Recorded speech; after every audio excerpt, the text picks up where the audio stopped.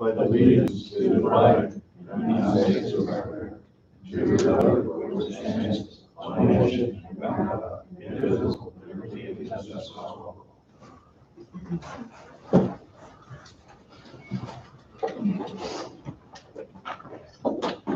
First order of business as usual would be approve the minutes from October 18th. I was not here, so I will abstain. I'll make the motion. Tim moved, I'll second. Jesse seconded. Any discussion? All in favor say aye. Aye. Motion passes 4-0.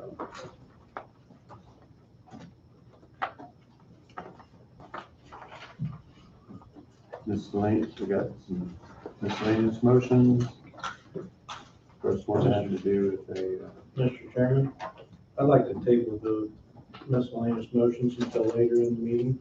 okay,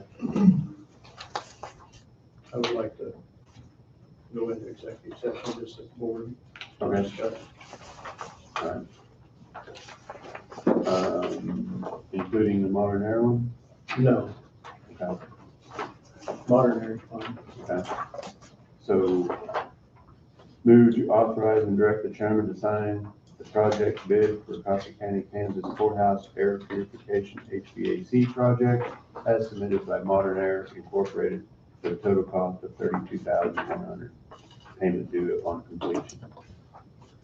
Where are the funds to come from?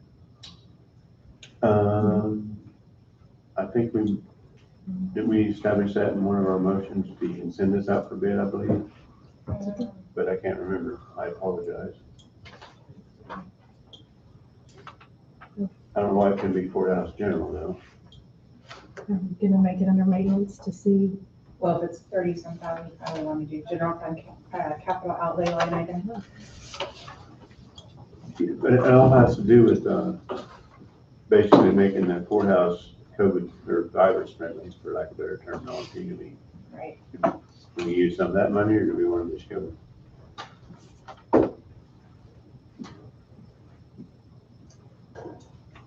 Let's just, If they don't get the money, let's use it, that's what it's for. Yeah. If we have it, we need to use it. If we don't use it, they're gonna take it back. yeah, according Probably we to, would go through that Southeast Kansas. How much still left in COVID account? 794, Pardon? 794, Yeah, 337. last time I. So I need to reach out to them to see if this is an approved. Right. Okay. No. So you want to do that then? Take, Yeah. as long as everybody's As okay with it. long as we can, that's, As long as it qualifies, I think it needs to be out. Yeah. How much is the bid, Andrew? $32,100. Yes. Okay. That's the only bid we received in that we opened last week. So we'll take it from the CARES Fund 970. Yes, AR. With the ARPA, Yeah. right, if I'm pronouncing it right, pardon me. AP, Or, well, yeah, that'd be that fund. Yeah, It's- not really it's care here, outside. so. You know, the contract looked pretty straightforward. Has Wade had an opportunity to look at this one, or? He's seen it in the packet material. sorry? He's Okay. seen it in the packet material. Just drawn it by the engineer, basically, anyway. It should be sufficient. Good. So with the money to come from it's not CARES It's anymore. ARPA, ARPA, right? Funds. I'll make the motion. Tim moved, second. Jesse seconded. Any further discussion? All in favor say aye. Aye. Motion passes 5-0.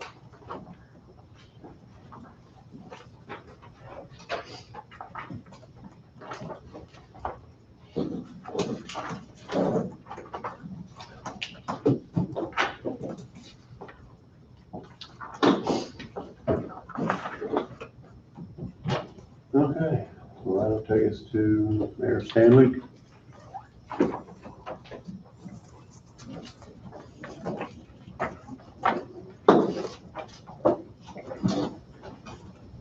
Morning, Stan. Morning. Appreciate the opportunity to be here this morning with you. I'm basically here to discuss briefly two issues that were on the minutes of your last meeting. I'm here even though a council member has informed me that a county employee suggested I not attend. The first item was discussed at length, and the second one contains proposed changes to the long-standing agreement on the allocation and management of infrastructure funds. Last meeting, you had a presentation which concerns the governing body of the city because it indicated that there were accusations that we were not going to support the Family Dollar, and as a result, there were perceived threats of discontinuing a portion of infrastructure funds to pay for the project. That is an overrun.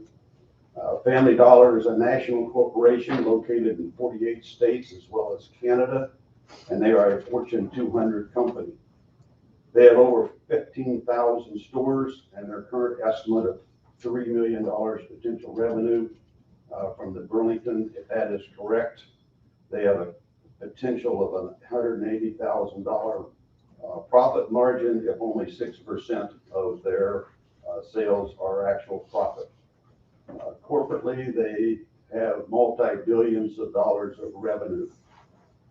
Even though these estimates are just that, estimates, at no time did we say we would not support the contractor in looking at ways to minimize his construction costs. We did, however, indicate that possible solutions were being investigated and would take considerable time to come to fruition. We did indicate that the use of sales tax revenue was off the table, as the voters within the city approved two separate city tax issues, one in 2004 specifically designated for capital outlay, and a 2009 city tax of 1% to equally be split to assist the payoff of utility bonds and street improvements. We believe a diversion of these funds would be considered a violation of public trust and would undermine our future opportunities to have residents assist in improving the quality of life within Burlington. Since the purchase of the property by Dollar Tree or Dollar Family has been completed, the appropriate superintendents have met on site with the contractor and Atmos Energy to distinguish between myth and reality. The result is that the water department is going to work directly with the gas company to facilitate the relocation of water, sewer, and gas lines, as well as the now identified location for the fire hydrant to minimize any potential costs associated with duplication of effort. The stormwater concerns are being addressed from several different directions, including the enlargement of the catch box currently being proposed in front of the Family Dollar to assist in faster discharge of stormwater. The city has also requested that the contractor provide the city with the cost of adding an additional catch box north of their property line in front of City Hall to further shorten the time the water is on the surface. The city is continuing to investigate the possibility to reduce stormwater flow to the highway from the east property line of all the properties between basically Sonic and the hospital. When implemented, these should reduce the cost of water retention on the property by the owner. The city also learned from the contractor that they intend to now install hard surfaces all the way to the north property line, thus creating potential issues associated with the installation of overhead electric lines. And we have requested a survey be provided which identifies the true boundaries to ensure that there are not issues with the single entry point that the state is requiring from the highway for their facility. And to the best of my knowledge, we have not used the county infrastructure funds to support our revenue generating departments. Therefore, I'd like confirmation that we can use some of the current funds on hand to support this project. These funds exist because we completed several projects under budget during 2021, and preliminary estimates of this project will not impact the parks and street projects under consideration for 2022. These savings resulted from prudent purchases of material by the contractors in the city, reshuffling projects due to external labor issues and availability of materials needed, and the reduced labor cost of projects by the implementation of prep work by the city staff. So we are not walking away from Family Dollar. The second issue is proposed micromanagement of the county infrastructure funds. The proposed changes do not incorporate the legislative environment that we operate within, and if implemented would require the city in some instances potentially be in violation of state law. First, it eliminates the use of funds for maintenance of existing infrastructure. Secondly, we cannot extend all services outside the city limits into our extraterritorial areas due to restrictions by state law. We currently can extend electric and water services into our state designated extraterritorial region, but cannot legally do sewers or streets. We cannot extend all services into areas that are not within our extraterritorial state designated region.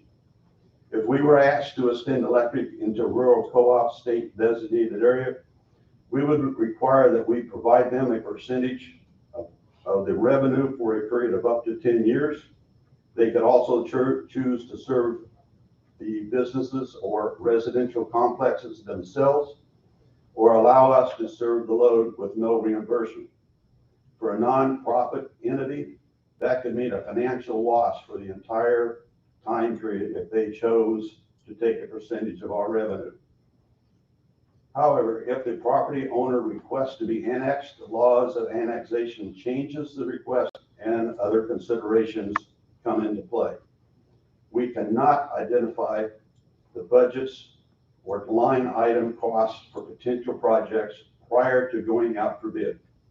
Experienced project managers know that construction contractors will not quote projects with firm costs that extend out for more than 30 to 60 days. Thus, early estimates are like throwing darts at a dartboard. Fourth, we have applied for state grants on a regular basis, but in almost every case, we have been rejected due to the higher than average income levels of our community. If we wait for their refusal from many of these projects would not be accomplished in a timely manner. During the winter months, we determine what projects need to be considered and prioritize them, prepare the RFP internally, and accomplish as many possible projects with the funds available upon receipt of bids.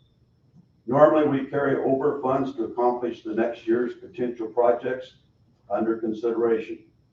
We cannot issue contracts unless we have funds on hand, state requirement. So timing is critical. For example, June funds cannot be used for projects contracted for prior to receipt of the funds. Therefore, those funds cannot be used till the following year, as contractors have already scheduled their crews for the remainder of the construction year. And fifth, who determines compliance of the intended use? The city's needs may be evaluated differently than the county's. Some priorities are a progression of projects and need to follow a specific timeline. For over 25 years, we have filed the necessary paperwork to verify expenditures. We are audited annually, and during my 14 plus years with the city, the county has never questioned the city or have we failed an audit. And sixth, we have our own capital replacement funds for each department. Insurance to cover major catastrophes, multiple aid programs, and lists of emergency suppliers and contractors. Seventh, we have an ordinance in place that supports the county's desire to shop locally, and we abide by it. I believe the system in place is not broken within the city of Burlington and does not warrant being changed. I have no knowledge of how other cities budget, and am fully aware that they are struggling. I personally do not believe that the expenditure of capital funds should B, to support those who only seek personal gain and refuse to operate in a manner which supports the public in return. The only thing I'm here today to request is a confirmation that we can utilize infrastructure funds to support our generating revenue businesses. And that's it.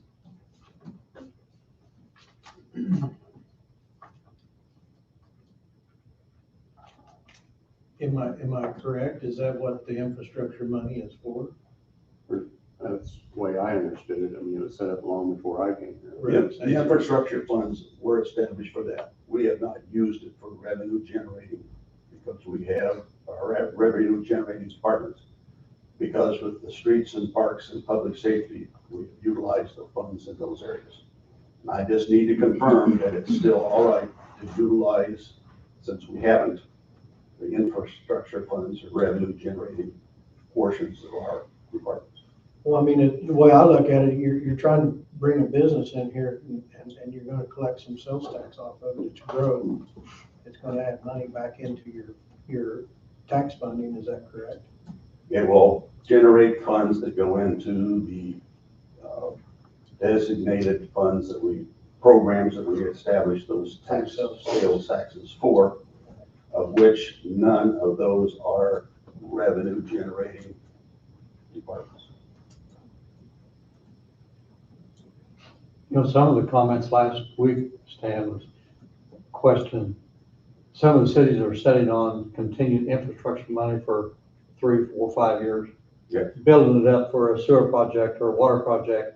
I personally don't have any problem with that at all. We You have know, done that. other than they need to go after grant money when grant money is totally available. Yes. And like you said, sometimes it's not available. It may be more readily available in the Leroy and Gridley than it would be in Burlington, because so much of it's based on per capita or. Yeah. And we did go, when we did the sewer project, the citywide sewer project, which was a $12 million investment. We did not utilize infrastructure funds, but we went to the rural water district, or not district, but association, and obtained a $4+ million grant to support that program. So when it's available and when we can use it, we do. That's just good business. But like I said, If it's we available. did not use any infrastructure funds for those projects. As far as I'm concerned, infrastructure is infrastructure. I mean, whether it be sewer, water, streets, bringing new businesses in to help out or in some way. As far as I'm concerned, but that's just my personal opinion. But with Family Dollar, the water, sewer, and electric are classified as revenue generating. The portion associated with the street department and the stormwater is not a revenue generating function.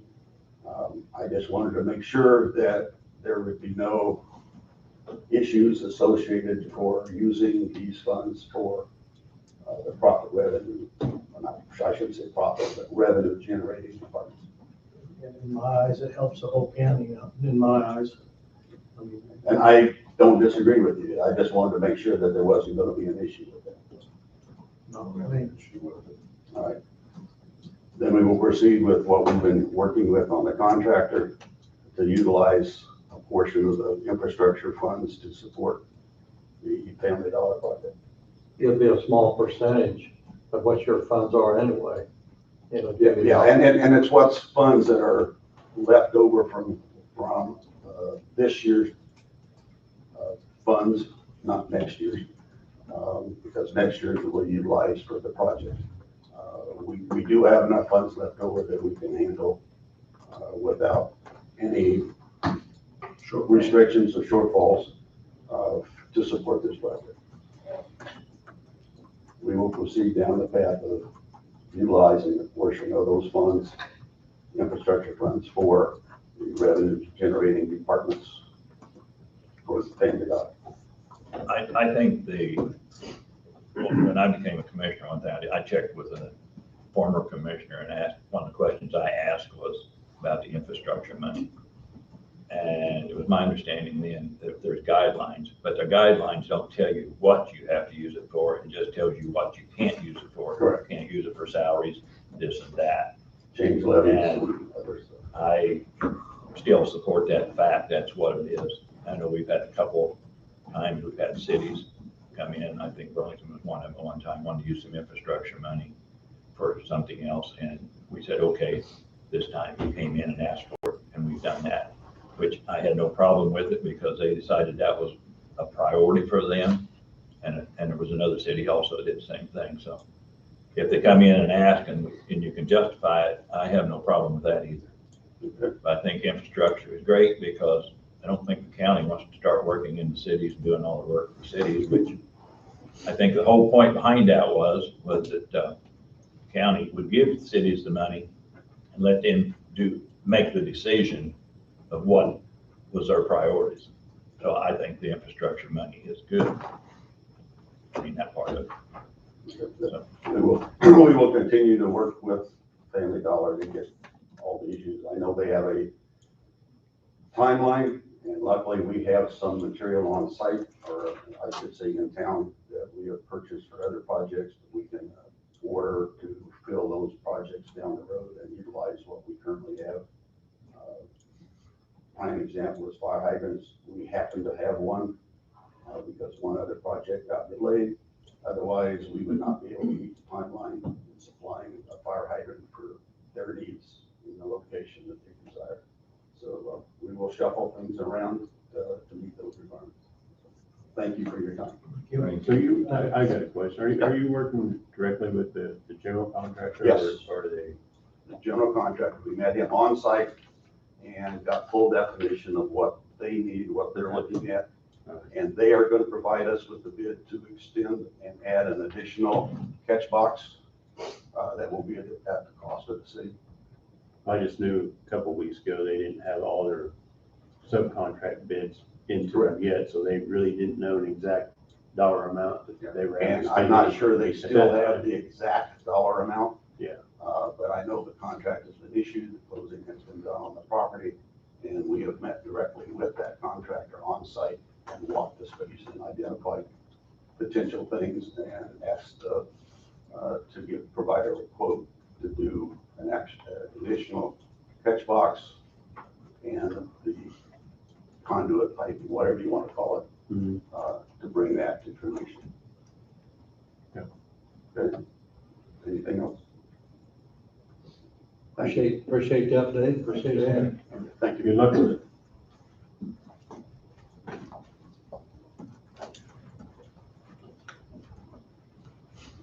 Any other discussion on any of this issue? That'll take us to Mr. Kroll. Greetings. Pierce tax sale provided. They did everything they're supposed to. Is January 19th at 1:30 in the afternoon. That's a Wednesday. In case anybody's curious. That requires 3 weeks of publication within the newspaper, all of the updated, totally correct descriptions of all the legals. And then 30 days after that is the quickest we could have it. So where would that be? that got the way to get. I'm assuming it's up in the Probably. area, entry area.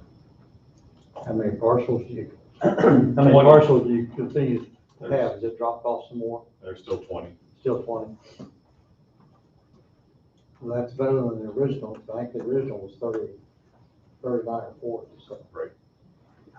Yeah, half. Which is good. It's like I said, we don't want to be property owners. Yeah.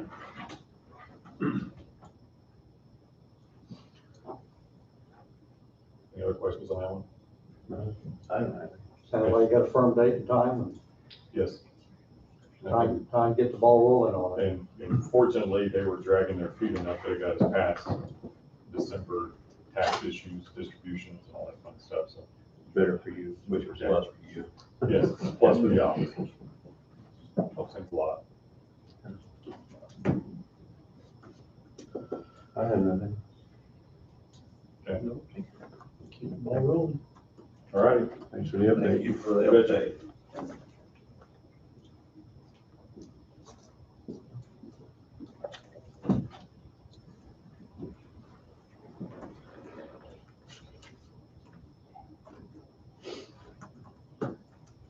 So I guess I see nothing in my book on this approval for the RPA funds request. Or maybe it's here, I have. No, I don't have anything I didn't see anything in the book. on that. Is that, I assume the superintendent ought to be. Well, that's kind of what I figured, maybe they're.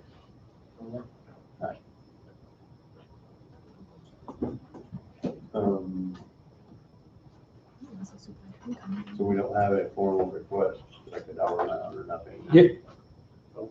Bobby's got it. Bobby's got it. Okay. Last commission meeting, good morning, commissioners. Last commission meeting, I appeared, 2 commission meetings ago, I appeared here with Superintendent of 244, Mr. Craig Marshall. He had requested some funding under the ARPA funds we have available for daycare expenses. He has provided a justification that I had approved by the administrator of those funds. And it was an amount up to $50,000 was what I asked the commission to consider. At that time, the commissioners asked me to get with prior to approving 244s, you wanted me to get with the other superintendents, the other districts. And we met last week and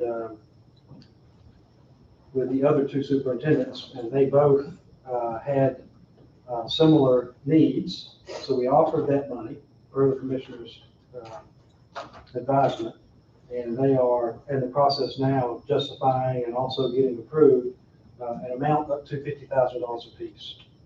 And I will bring those to you as they come. But the approval for USD 244, that one is ready to go. There's a process they still have to go through to actually receive those funds. But you could move to approve that, and with the other, I told the other superintendents, when they get their paperwork together, I'll bring it right to the commission for approval. You need paperwork on 244 also. Yes, sir. We don't have any. I'll give that to you. You'd expect to have the paperwork from 43 and 45 by next week. Yes, sir. My thought is probably table it until we take action on all 3 at one time. It'd be nice. That'd be my thought. Be And not to hold anybody up, absolutely not to hold anybody up. But if we're trying to be equal and fair as much as we can, probably take action on all 3 at once. Yes, sir. Is my thought. Mine too. I do believe they'll be here Wednesday also. Yeah, we will be here Wednesday. Yeah, we will. Yeah, we're here Check us out Wednesday there, too. so Yes, sir. if you're done as early as Wednesday, everybody's copacetic.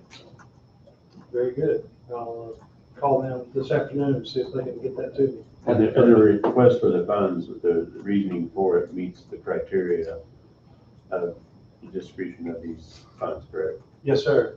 And they are very particular. Just to remind you, it's hard to fit uses for this money. One of them is, I think it's creative. I'm glad you brought it up. The bid that you have on the air system here, that does actually qualify. It's one of the very few things that fits. So that would be a good expenditure using this money. I know when I talked to Matt, superintendent of 245, you'd already contacted him because I told him he was going to be in touch. Yes, sir. And you met last week, so. Yes, sir. So I'll touch base with Matt and tell him to get his paperwork in. Yes, sir. And hopefully we can take action on it next Monday. Can't get anything here by Wednesday. Next Monday will be. I think you've been working with them. I think you need to hold them, tell them we would like to have that so we can go ahead and approve it. Yes, sir.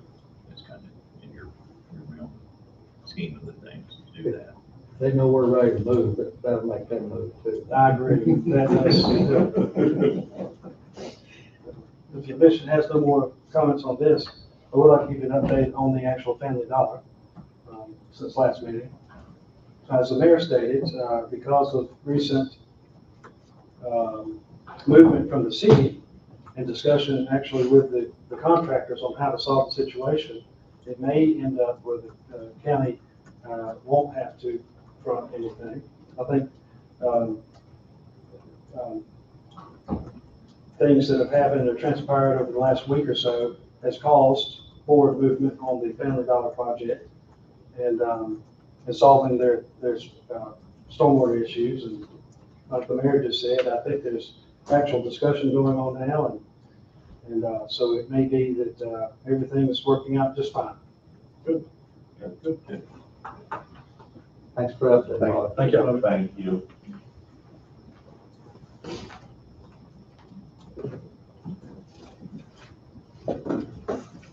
Wayne, are you ready? Yes, sir.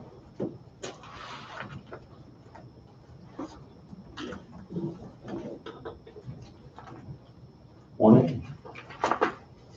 Good morning. Good morning.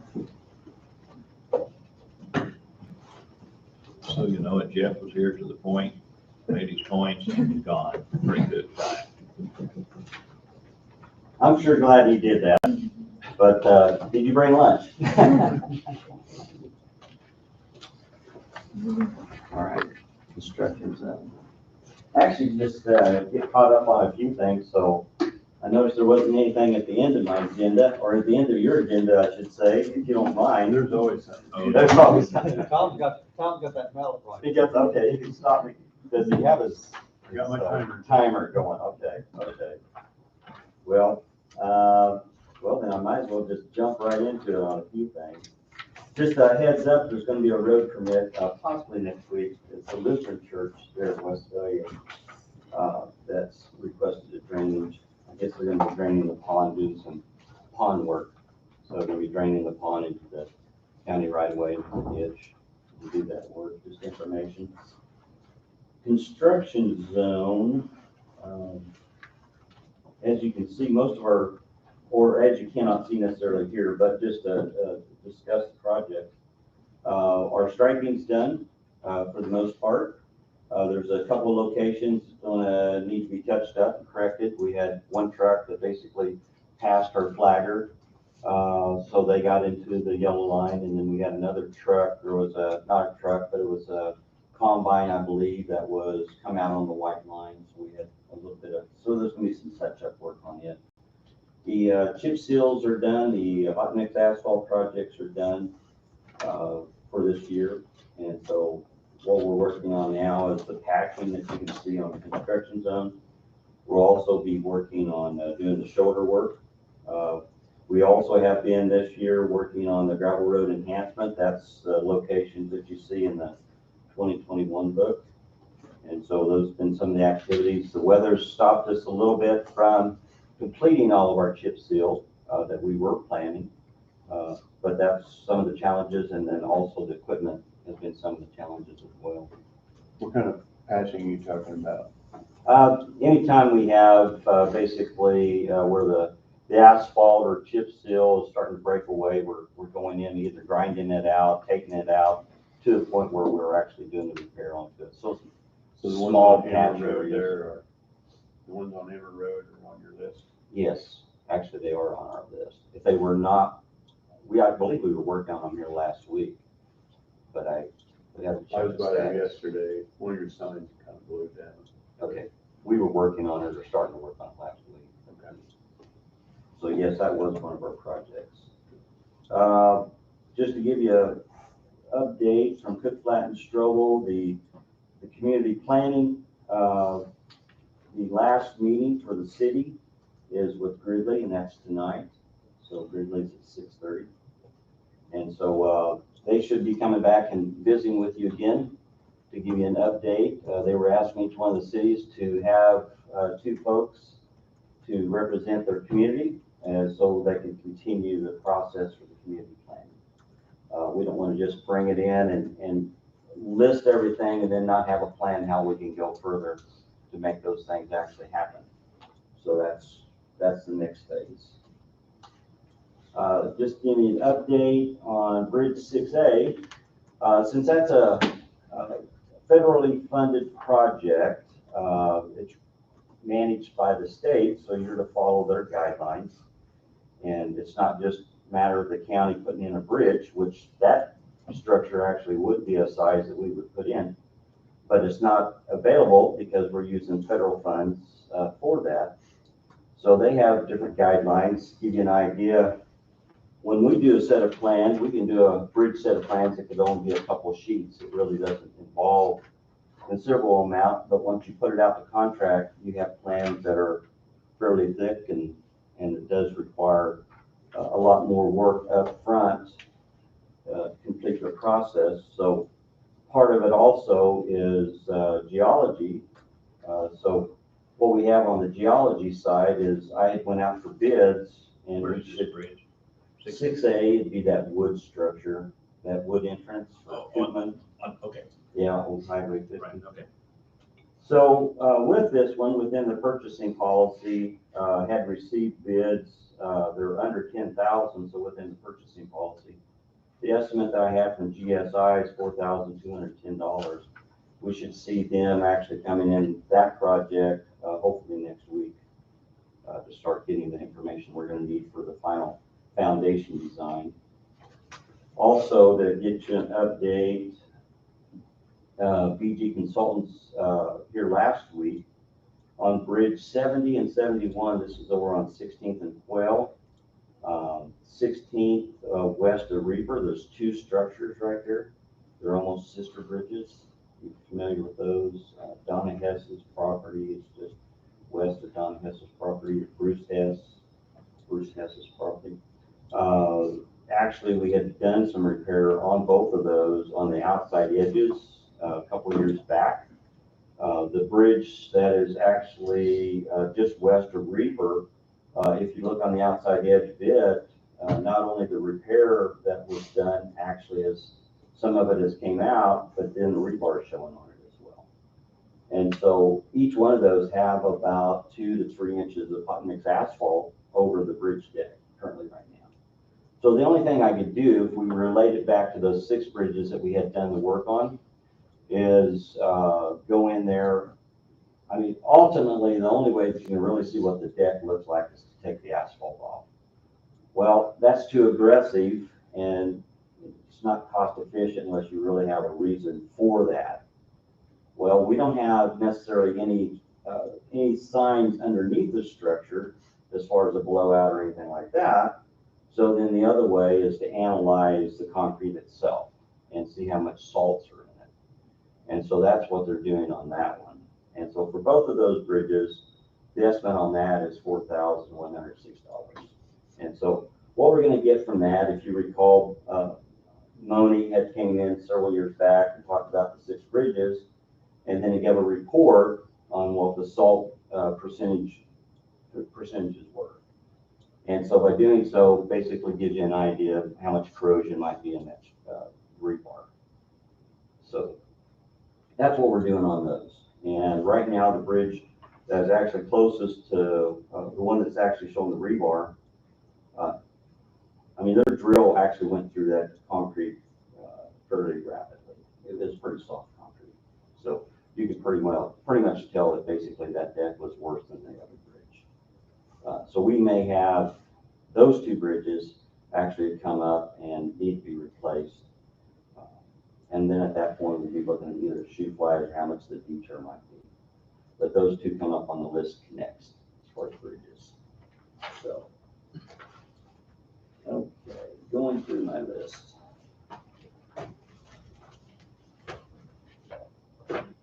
Applied a couple weeks ago, applied from the KDOT, the local bridge improvement program. And actually, we only had 2 bridges that met the criteria of all of our bridges listed. We only had 2 bridges that met the criteria, and they still, only one of them was below 50 sufficiency rating. I went ahead and applied for them. I'm not for sure if we'd get the grant, but I went ahead and applied for them. And then the next one is to give you, this is something we have not done for quite some time, but something that has been done. Andy's office had looked up the resolutions onto it. But it's, if I may, I think I have just enough for the commission. It's really, it's just a talking point. This is, I'm not asking for any discussion to basically say this is the direction or decision we're gonna make on particular roadways. But what I'm asking is a point of starting discussion.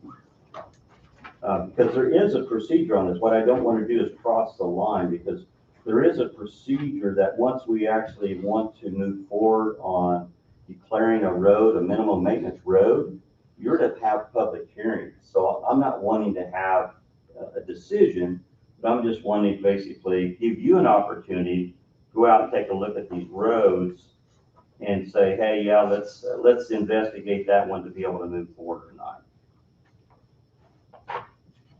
So the next one is all the research that we've done.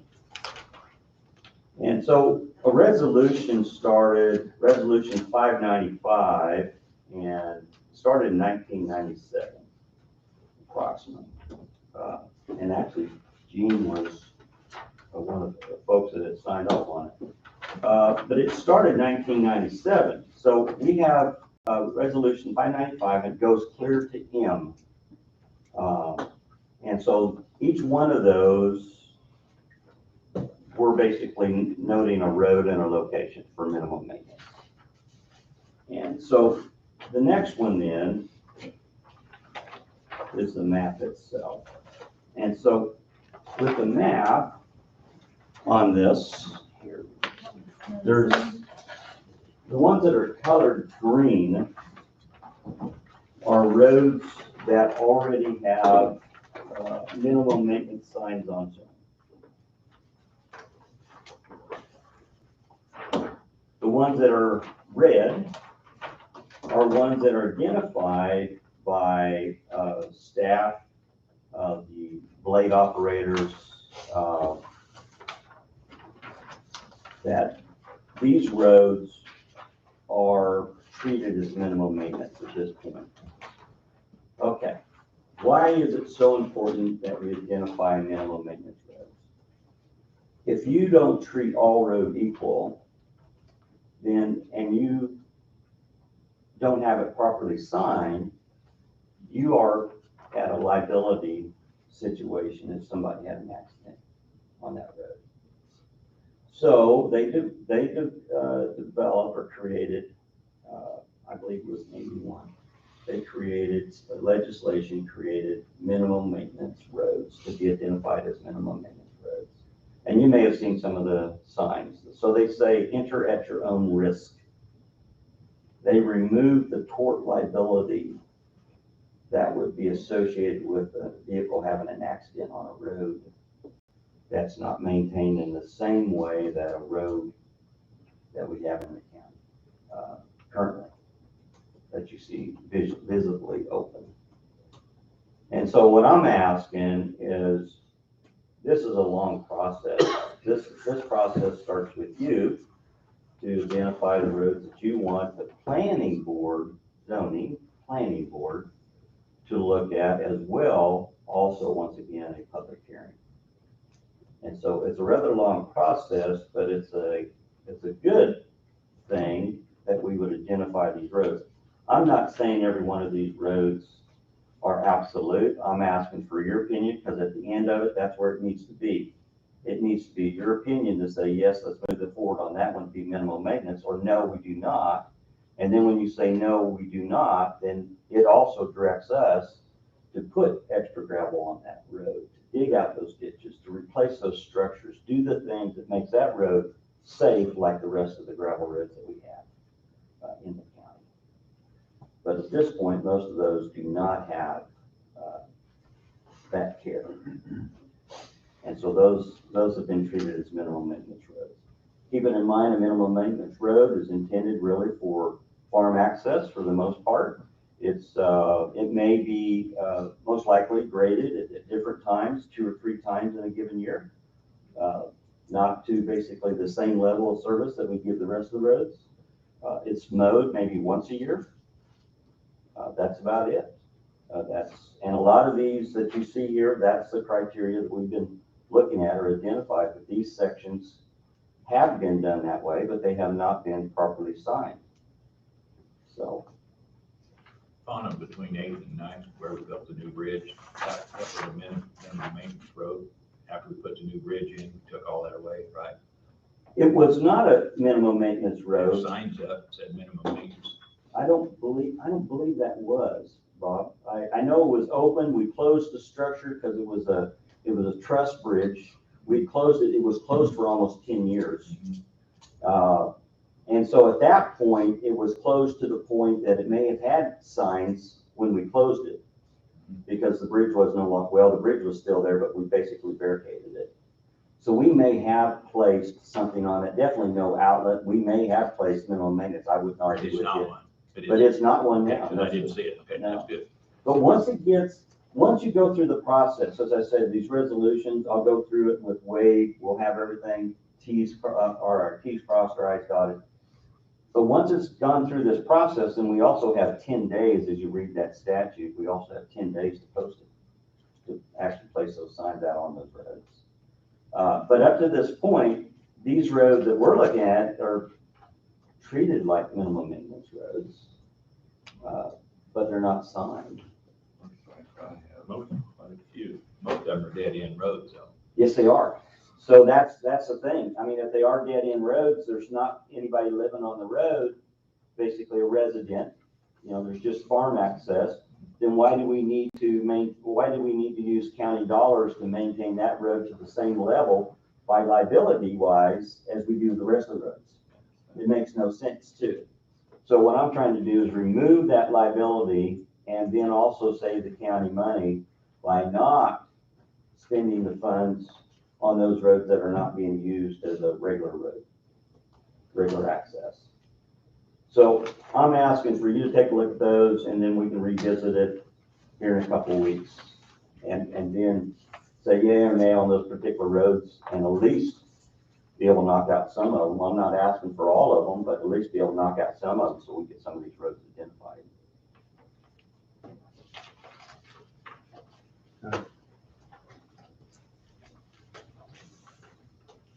Okay. The other project we're working on right now is we're also working on the Old Highway 50 for that high-risk rural road application. So we're working up the plans on that one as well. And so 7 miles, actually, it's not just a matter of one sheet. They require actually a whole set of plans. So we are required to survey, topo the whole 7 miles on that one, not just a spec sheet that would say that you would put 8-inch cemented treated base with 6 inches of asphalt onto it. So it's going to be a complete set of KDOT plans that meets their criteria. We are doing it. At this point, yeah, at this point, that's where we're going. Okay. Yeah. Now that does take away some other work. Noticed on the way home Friday, there was brown circles between Williamsburg and the county line coming to Coffee County. Okay. And I called their road department. They said that is due to a survey and a study to widen the old 50 from Williamsburg to the county line, which I'm glad to see. They were looking at that as well. They have actually consultants doing a proposal work for them, and then they'll have a set of plans. Then they'll make application also with KDOT for the high-risk rural roads. So they're looking at that on their part. Why I bring that up, once we started 6A, we got in the process of doing 6A. Up to this point, most of these federal fund projects have been basically contracted out to the consultants. We just give those folks the job. But we were asked to do 6A, so we did 6A, and then with that, we're just going to go ahead and do Old Highway 50 at this point. Here later, you're going to find that these projects that you contract out, you're going to be probably 10 to 15% of your engineering cost is going to be part of your cost associated with these projects. But we should be able to get finished up on Old Highway 50, at least to the point where it'd be being let for project. I mean, the plan should be finished. On 6A, jumping on back to 6A, the field check on that one, I'd already submitted the plans. These were the plans that I've shown you. Already submitted the plans. We're gonna have the field check review on those actually Thursday. So 6A is moving along. We won't see that one probably under contract until late summer of next year on the KDOT schedule. And then Old Highway 50 might be about the same time, if we're lucky on that one. So. The next one is, well, one thing just to think about, I don't have it, but I'd just like you to think about our 2022 projects. And what I'd like to do, what we've done before in the past, is I would provide you a map listing what we're proposing for hot mix chip seal. Then also some of the major road maintenance, which would be like the ditching, adding the gravel, and different things. And so we have those available to you. I'd like to get those maybe before Thanksgiving, and then have you take a look at those, and then we can have the discussion to move forward on them. So, and then last would be, well, how's my time? You're out. Oh, out of time. Okay, well, then the report on landfill. No. No, you're fine. I never even said a time, right? It's fine. He didn't start it because it don't run long enough. Yeah, that's it. That's it. Well, thank you. That was good. Okay, so fall cleanup is what we had for 2021. You can see the numbers fairly close. The numbers on fall 2021, solid waste is a little bit different. I mean, we got 127 versus 90 tons of last year. So we try to compare reason why one way or the other is weather, I think, is a big part of it, is some of the fluctuation. As it rained the first part of that week, I believe, I was reminded it rained on Monday, Tuesday. Then after that, the week kind of straightened out a little bit, so folks were able to get perhaps a little bit more in. It's still, once again, it's a worthy project that we do this twice a year. It's a very good benefit to the citizens of Coffee County, and then also to the county overall, because we don't have a lot of trash out there on the roadways. So, and I think this is a big factor, the reason why.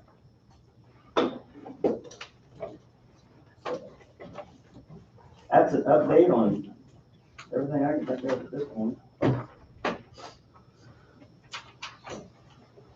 Do you have any questions for me? Wayne, I got called from Arvonia Township, and they're wondering if they could get some assistance for 28th Road, east of Fauna. I'm gonna say it's basically, I think it's between Fauna and Homestead. There's a lot of growth on the south side of 28th Road. A lot of canopy of trees. It's narrow, hard to get farm equipment down it. And so I told them that I would bring it to the board and to you to see if maybe we could help the neighbors across the street. And you said that was on 28th? 28th Road, east of Fauna. East of Fauna. I'd say it's between Fauna and Homestead. Okay. That's a 2-mile section there. Does anybody, well, it's pretty horrible. is that the one, I mean, we share our county line with roads. Is that one of them that we share with? That's ours? No, I think that's Arvonia Township. That's theirs. Yeah. Okay. Then the issue there becomes, we can do it. We have done it. What we ask is actually the township would ask the commission to do it. And then if the commission agrees on it, then we would do the work. There has been some of that that's been done in the past. I mean, I've questioned, payment or something, cover fuel costs, or, I just threw numbers out there, threw ideas out there, and they said they've got very limited budget, but they would give us everything that they had to to help out, you know, and try to regain a little bit of our cost. I forgot it last week. I called the gentleman this morning on the way down. I said, I'm gonna have to remember this today so I can give him an answer if there's anything that we can do to help. So, Well, let us go up there and see what it's gonna take to fix it, then come up with an estimate, and then have that township come in, and then you can make a motion if it's agreeable by the commission to move forward onto it and see where the cost would go, if that's agreeable. Yes, I know we did some stuff for the city of Lebo here last year, year before. That is a township responsibility there, not the county. Yes, yeah, they're township up there on that side. I mean, Osage County has a lot of townships. they're all township responsibility. And they just don't have, But it's a county line road. yeah, it's county. Their funds are probably They just, pretty limited. they don't have. Yeah, take a They look. can barely keep up with what they got. They can't keep up with what they got. Everybody agrees, you can take a look. Take a look and see what 2 miles of cost would be, and And I don't think it's gonna be a total 2 miles. It's just, there's just a segment through there that is just absolutely horrible. And so, you know, it might only be a half mile cleaning or something like that. Or for equipment issues. Yeah, they don't have the equipment. You know, they've got a mower that they mow stuff back, but they can't do anything of the overhang or, I mean, there's some big old trees, I mean, huge trees out there that need to be. okay. Well, we'll come back with some pictures and also come back with some cost, see what it would take to fix it up. Just for the, folks that are listening, what it amounts to is, the cities, we have city-county agreements, in place that allows me to do work, when it's requested, and then they reimburse us back for, labor, equipment, and material. For others, that we do not have these automatic agreements or these agreements in place, then, they would have to come before the commission, and then the commission can move forward onto it. The connecting link there in Leroy, approximately 50 yards east of the North River Bridge. Probably don't remember. They dug out an area probably 15, 18 inches deep here 3 years ago. Okay. And it's held up great. Like about 3 feet of going far enough west. And there's a pothole there that needs to be fixed whenever it's convenient for them to take a look at. Okay. Go down and take a They look. just didn't stretch it out quite far enough west, so. Okay, well, that reminded me of another one. I just got a call here last week from KDOT. 58 Highway, the structure right there at Leroy, going east of Leroy on 58 Highway. That's basically funneled down to a single lane right now. They will be closing it as soon as they acquire a contractor for about 3 weeks, emergency repair. So what, So they're gonna totally close the whole bridge? they would have to close the whole bridge. How are you gonna be able, where do you direct all the traffic that's coming in from the east end? Well, how Because does, the next mile north is issues. That road's not even capable of having. Well, the state will put a detour occur over on 69. the state will put a detour and it will basically, take folks that are not familiar with the area out and around. From the gate. Folks that are familiar with the area But the farmer traffic, will basically be on our roads. you know, on our roads, and there's no way, the next mile north is not a workable road at all. So we're gonna go out and take a look at our roads and see what we can do You're gonna to have kind of get them bring ready. semis around, because the soybean harvest is probably not quite half over, but it may be over the time they shut the bridge down. You may have to go 2 miles north. May have to go 2 or 3, I have to take a look. But just to let you know on that one, we will have traffic on the county roads due to that closure. Is that what the sign on 75 does, warns them? You know, I haven't read that sign, but it. I went by it, but I couldn't read it. Yeah, I couldn't read it either, Bob, yesterday when. Sure. It probably just identifying that there's single lane traffic ahead, but. That's probably the case, but we'll see that here soon. We'll see traffic on our roads that's not reimbursed, necessarily, unless it becomes something really major. The folks down at Humboldt saw that when they closed 169. And so folks were using the old Humboldt Road, even truck traffic was, so. It's a mess. Okay. So all I have. Do you want me to get you in touch? You want me to send you a number for the one down there? That would be fine, and we can visit with him as we're out there. I'll send you the number. Okay, thank you. Thank you. Wait. We need to get on the time sheet for the second one. Okay. Good morning. I see we got some people here who want to talk to. Does anybody need a break?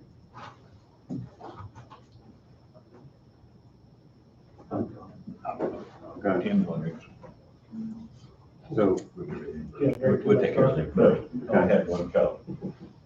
Bobby, did you have something you want to share? Yeah. It's time for public comments, I should say. I got a phone call from Tim, that y'all might be working on something dealing with trying to stop this horse. These mandates. First off, let me start off by saying, you know, we've all talked before, so you know where I'm coming from. Article 2, Section 2 of the Constitution spells out the fact that the President of the United States has no power. I know he's considered the most powerful man in the world. Not anymore. Our Constitution says different. And so him saying from his, wherever he's at, that businesses that have over 100 employees have to take a shot or lose their job or whatever, he can't do that. As long as you guys stand up to it, because you can. And I'm not against vaccinations. I just had my flu shot. I didn't always have a flu shot. My doctor and I had quite a talk about it here a few years ago. I don't have a spleen. That's come into the conversation with COVID also. In '76, I joined the Air Force. I was informed by sergeants above me that when I signed that piece of paper and said that became government property. So I didn't have a choice as to whether I was going to take a flu shot. They lined us up, we rolled our sleeves up, they had these air guns, and they shot us in the arm as we went through. I got sick as could be. This was 1976. There were people that died from that shot. So when my doctor asked me, why don't you take the flu shot? He said, you don't have a spleen, you should take the shot. And I says, well, and I told him that story. He was just becoming a doctor at that time. He's fixing to retire. And he says, yeah, he said, that was a real bad year for the flu shot. He says, that was really bad. And he said, but we learned a lot of things from that. Okay. And I said, well, I'll consider taking, because he was talking to me about the COVID shot here just recently, and it came up again. And I said, I'll consider the COVID shot after the experiments were over. Give it a little while. Let's see how this goes.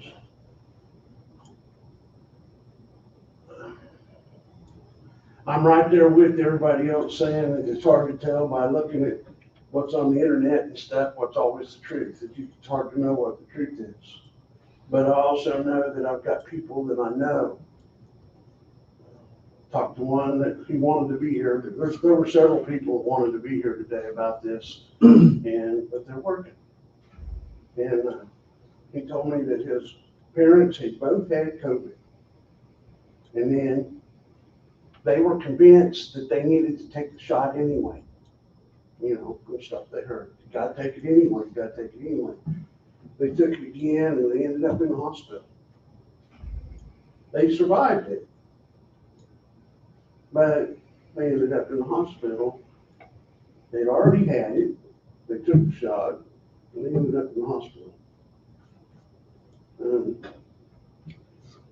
I think it should be a person's choice. I don't think that the government should be telling you that you have to go and take this shot. That's all I'm saying about it. And I appreciate it if you guys, I don't know what you're really working on here. I know that, like I said, the people that are telling us and they're putting all the pressure on us to do this,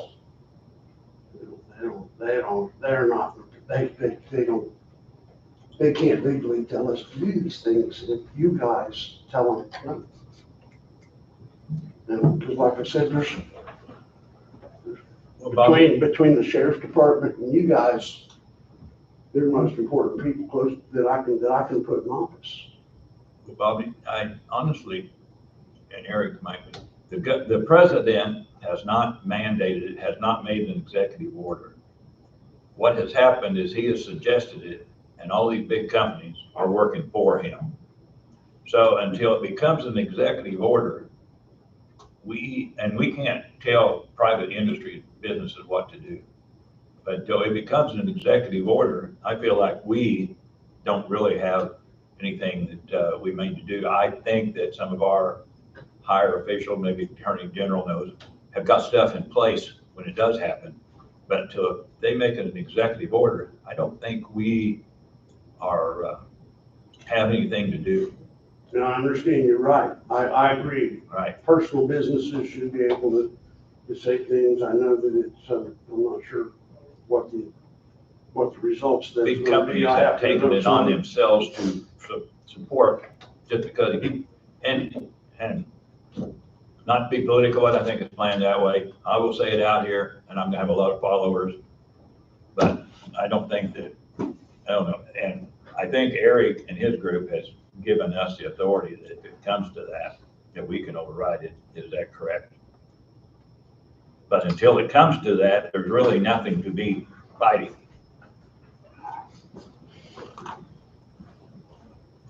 I don't feel comfortable just shaking my head, yes. Okay, well, good, I'm glad. Sorry, Bob. So what the legislature said is that any mandates that come down from the state are going to be up to the counties to be able to make a decision about. Now, what's happened here is, for some reason, from the federal level, they felt like they could say something. And you're right, all they've done is said something. So far, the mandate hasn't come, but it's being taken as a mandate. And so we need to be vigilant. And You know, when I show our form to get the COVID-19 vaccine documentation, right there on the side is consent form. Consenting to putting something in one's body. Okay? How does that word mandate goes in front of that? Somebody please explain to me how a mandate, the word, ought to go in front of that, anywhere. You're taking responsibility upon yourself for something you're being told you have to do, or you're gonna lose. Yeah. Or you're gonna lose, because I happen, I got some people pretty close to me that are trying to make some big decisions right now. Because they're being told that they have to take this shot, or they're gonna lose their job. And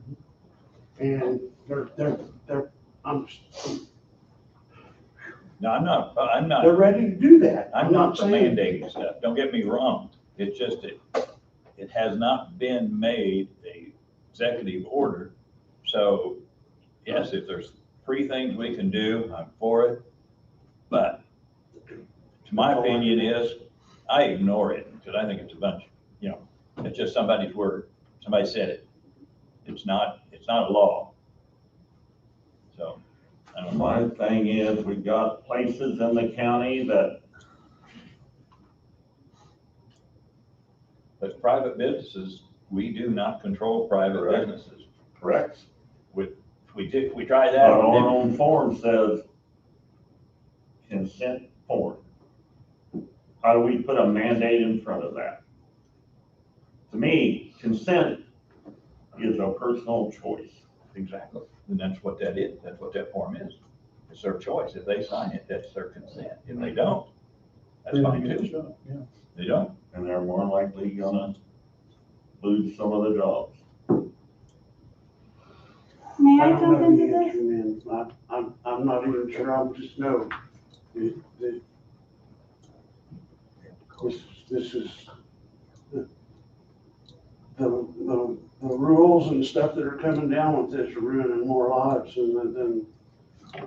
All right, I don't want to hold you up, okay? When this first started, I was up there 2 times a week. I'd go in and see Eric. We were working on, I'd already been here. We were working on convention states. And Eric told me he knew I didn't have a spleen. He says, you need to get through this. You need to start staying home. That very same weekend, that was on a Thursday. Friday, the governor closed the Capitol. That same Sunday, the kids all came over. We were riding 4-wheelers, having a good time. I go in the house. All the women in my family are nurses. And I go in the house, and Lindsay's sitting there next to Kim. She's got tears running down her face, and she says, Mom, I don't even know if we should be here. What if we infected Dad? And so I sit down next to her. I took her hand. I kissed her on the cheek. I said, Lindsay, I could go walking out this door and fall off the front porch. This is the last time I get to kiss you. And I said, let's not go there. You know, there's a lot bigger stuff out there going on every day that's bigger than what this flu is. And people's lives are getting messed up over a flu that they didn't even catch. And it's not about the shot. Because honestly, if you want to go get one, go get one. I'm okay with that. I don't personally want one, but that's my decision. But the thing is, so far, it hasn't affected my life directly because I'm not. It's been a long time since I ever worked for somebody that had 100 people, first off. And anyway, that's all. I don't know when you guys can plan on working on this, but I know Kim's on vacation the rest of the week, and so we're fixing to go on a road trip. It's in the motion, it's coming. There was a little bit of development that showed up this morning that was brought to my attention that probably we should jump through one more hoop to get an individual's blessing. And once we get that individual's blessing, then it's going to be on the table here. Well, I appreciate what you guys do, more than you know. More than you know. I'm, with Convention of States, I get on national conference calls and regional conference calls, and I get to talk about y'all every once in a while. I appreciate you. Thank you. Because you guys step up and do stuff when a lot of people aren't doing anything. Don't take what I said wrong, because I am opposed to taking anybody's rights away from them. I'm like you, I serve so people have rights. I understand. I know where you're coming from. I agree, But at what point are we, until action has been taken, can we really do anything? well, there's a lot of people out there that think the action's already been taken. I feel like it has, but officially. Okay. All right. Well, Thanks, thank man. you. Thank you. And you want to add that? Well, Bob, appreciate you. I just love y'all. This morning on my way down here, I was thinking if there was a way we could redraw that North Lyon County map, put that in Coffee County, I'd appreciate it. I don't know what that process is to start that, but sure would like to do that. I'm here because y'all are leaders. I don't know if you realize that you are leaders in the state of Kansas. Coming up at the end of this week and the first of next week is the special committee hearing on mandates up at the Capitol. If you were to pass something before then, that would send a very clear message to the state legislators that we don't agree with the push that is coming down on individuals and people. The biggest threat really, and although it is not a law, the biggest threat is just the coercion by not only employers like Tyson over in Emporia, but also in hospitals and nursing homes that are starting to worry that they're going to risk insurance and risk licensing and state and federal grant dollars. That's a very big issue. So I'm here as a Lyon County citizen, just pleading with you to once again take the lead, because I don't think that I'm gonna be able to redraw that map and put me in Coffee County in the very near future. I might have to just move here. I just might have to. We also have the special committee on the land grab issue coming up also about that same time as the mask mandate. So I'm urging you not to sit on anything for too long, to take that ball and run with it. Home rule is a big, big deal. Most of what happened in Lyon County has come to us via home rule, where they tell us that they can force and mandate and get stricter with home rule on our regulations over there. Well, you can do this exact opposite with that home rule. You can give people in the county more freedom, lift that burden of pressure off of them by just sending a clear message to them. So, thank you. Thank you. Angel, thank you. And Web Sounds Wednesday, Wednesday? Yeah. Okay, We're hoping. we're hoping. okay, that would be great. If you do it, I'd sure would like to get a copy of it to get up to the state like ASAP. At the KAC meeting last Monday, Tuesday, and Wednesday, we spent an hour and a half of listening to presentation on the home rule. Lots and lots of questions, lots of good answers. So, like I said, What I that got took up told, an hour and a half of the KAC meeting on Wednesday morning. what I got told when we were fighting with the regulations over in Lyon County, from what I was told, home rule allows you as a county level to do pretty much anything as long as Kansas has not passed a law that says, no, you cannot write a home rule on that issue. So outside of that, you are free to govern locally as you see fit, which is a blessing, wonderful thing. They just need to quit adding restrictions to the home rule.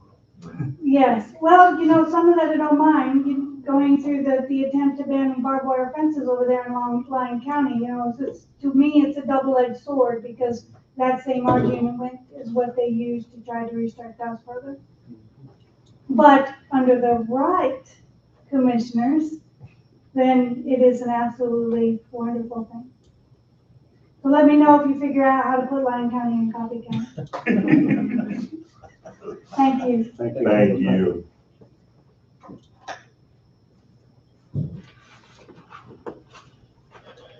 Messed up.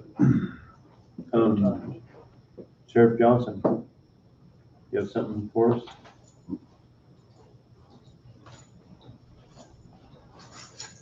Morning all. Morning, good morning. I would like 30 minutes executive session to talk about land acquisition.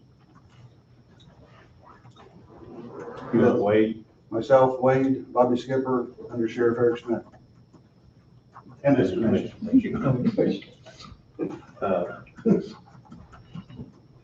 So is Wade readily available? I don't know. I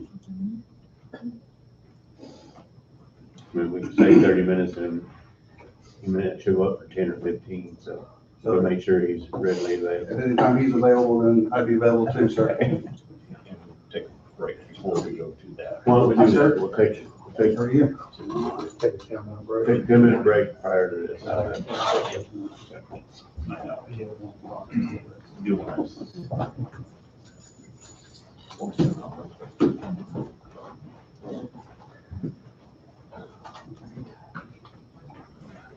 It's an interesting topic, for all. Interesting topic. Interesting topic. The reapportionment that the legislature's going through right now, planning to, that's one of the first attacks on the home rules. They're trying to take away communities' rights to actually reapportion their boundaries. They want to force it to be done by the legislative enforcement Put officer. it out in the fair, don't want to put it around as a correspondence, are you able to sign there, or we don't need to read that on Yeah, I wasn't quite sure since it was, you know, just kind of a private Right. thing, so I did not, I mean, I've seen it in the book, but I didn't read it just because. And I passed it around just so that everyone saw, because there should be needs of. Mhm. So I think the last one. We'll get that later. If we sign it, unless it don't goes for that time, because it would, discussion against it. I feel like I'm invading y'all territory. No, not at all, not at all. Everyone's already signed it. Yeah, I know, I mean, coming over from one. I'm not sure, I think she just put that in there as a clarification, I'm sure it was. Yeah. How is she doing it? I think pretty good, I don't think she's still moving, so it's kind of keeping her. But she wants to go to work for I don't think anybody's gonna deny it. I'm just gonna sign it. I'll tell them I did.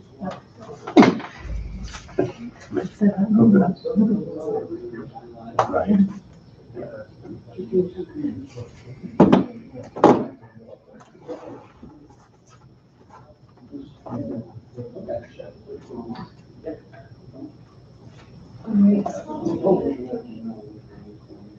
You might as well be saying right here before we go.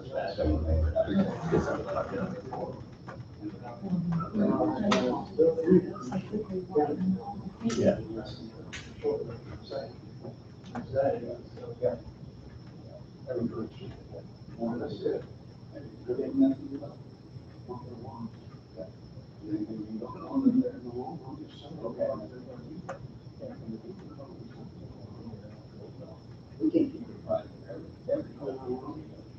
You don't want to know that.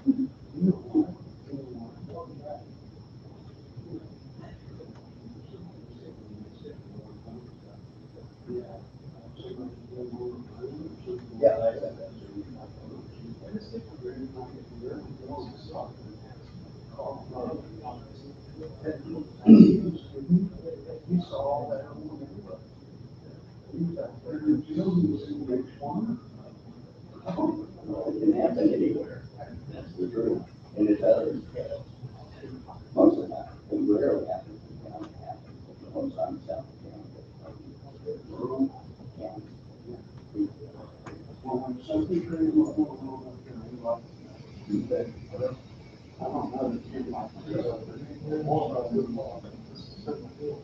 But I don't try to get people riled up. If it's something, you know, the front of the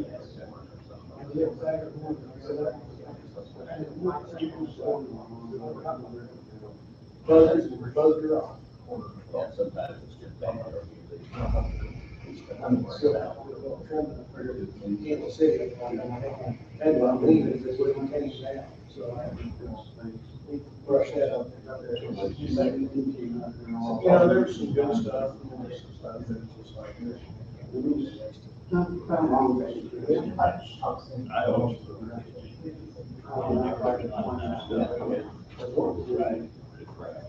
What things, you know,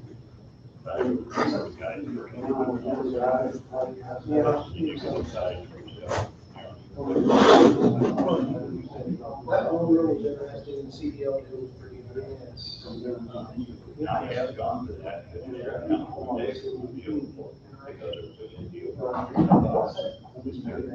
Yeah, there was a lot of, I mean, that's.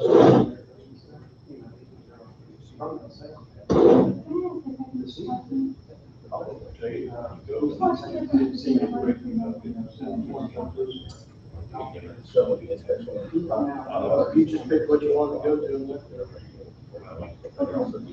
Usually they will have three, sometimes they have five.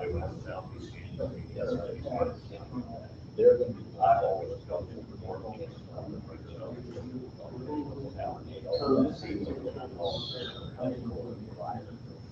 So there are. So not always, but.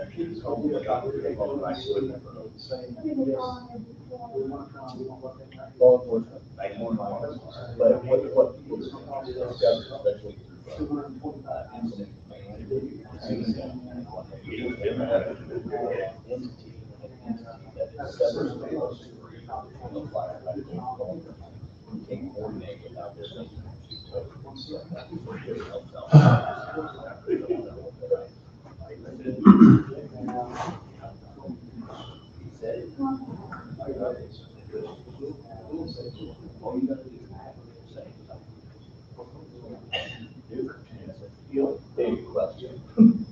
half an hour for the next.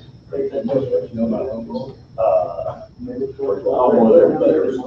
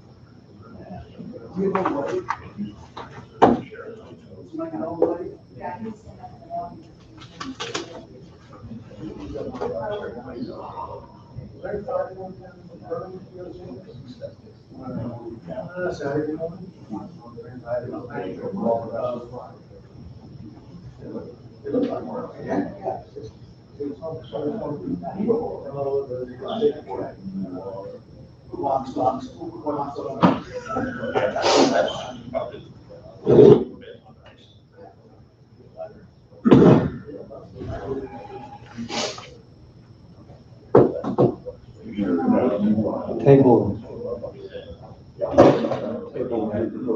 Motion. Yeah.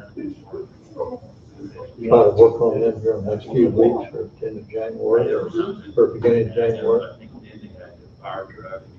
I think so. Is Bobby aware of what's on the table? Yeah. He said, Yeah. I just wanted you to be aware of that problem. prior to, no. I'm sorry? Prior to, no. I don't think so. Yeah.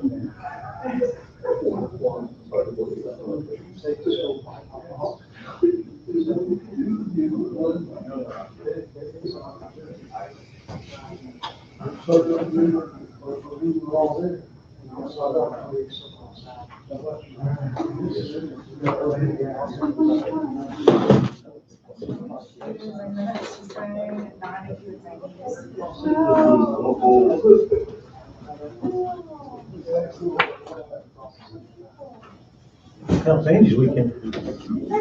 One more day then. One more day. No more fishing?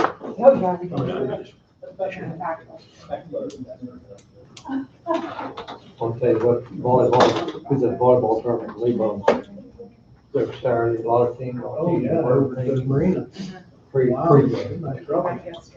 Yeah, they caught a 52-pound blue cat right there at the cleaning station. No, it's Friday.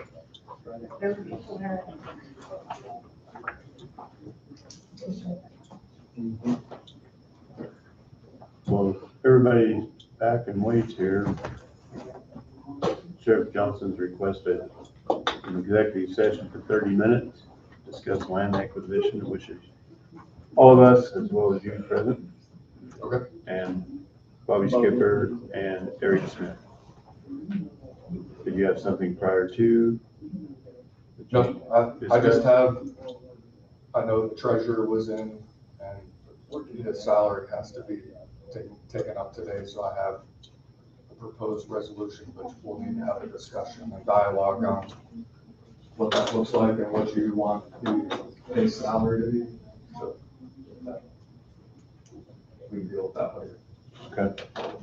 So we're okay to go in executive session as far as you're concerned? Yes. Okay. So need a motion? So moved. John's moved, Jesse seconded. All in favor, say aye. Aye. We will go in at 10:33. 30 minutes.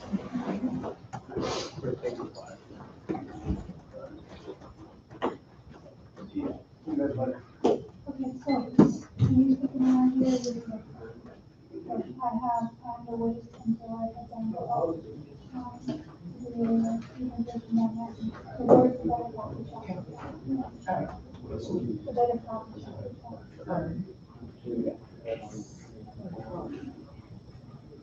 Donnie, man.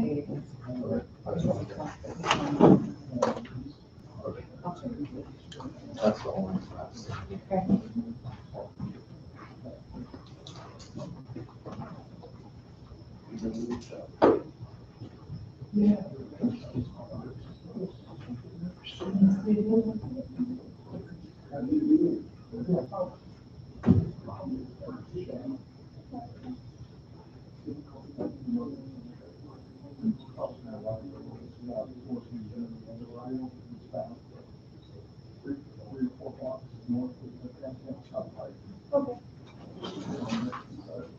Okay, after about the dairy queen and my halfway.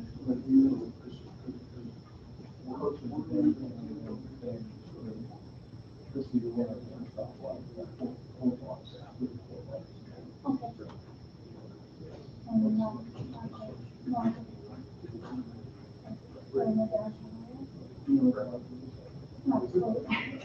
Can't fix it obvious. I know where this going is. I know where this going is.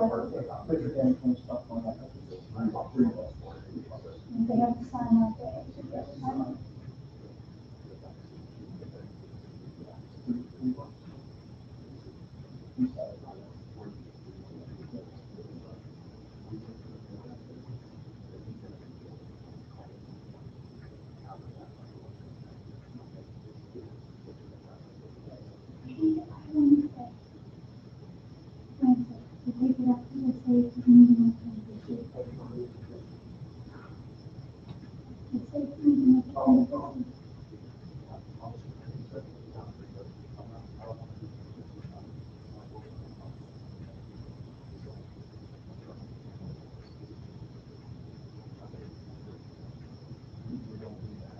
So now for it's a conversation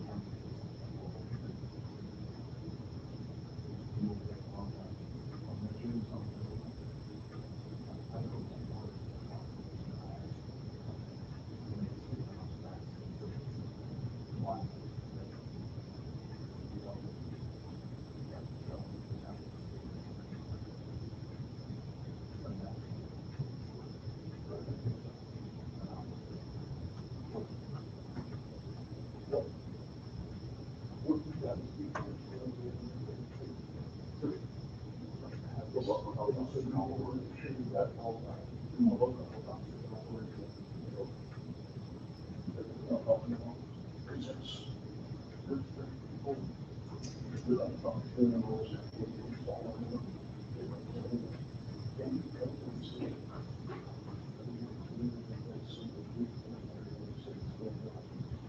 I already talked to Dave about it.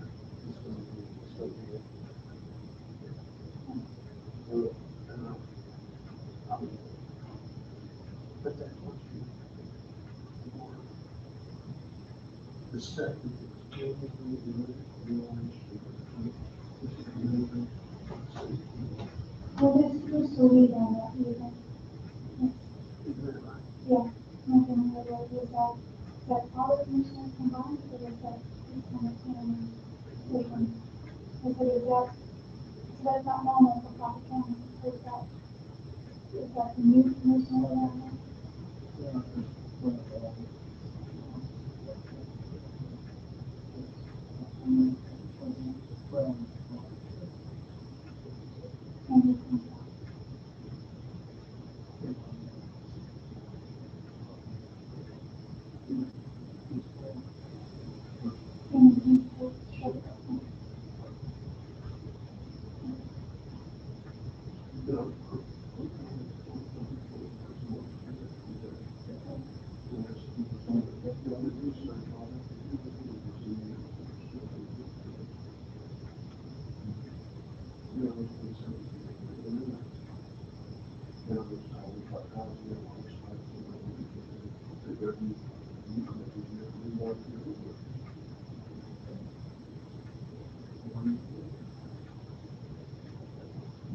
Me and myself, I don't know.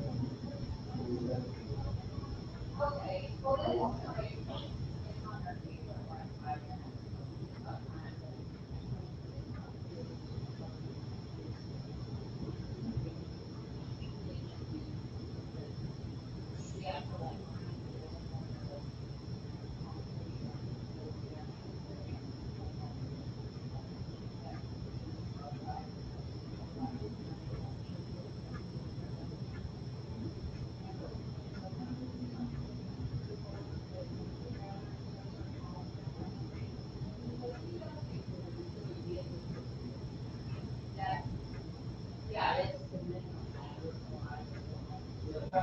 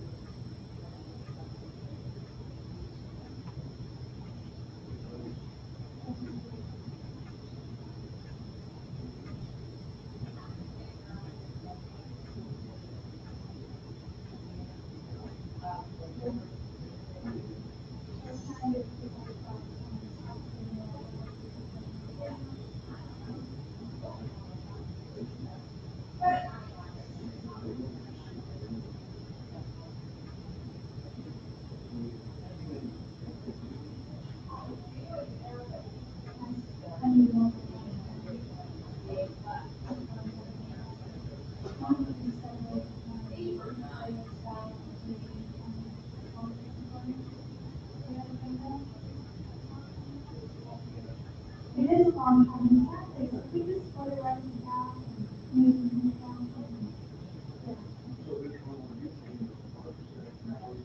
No.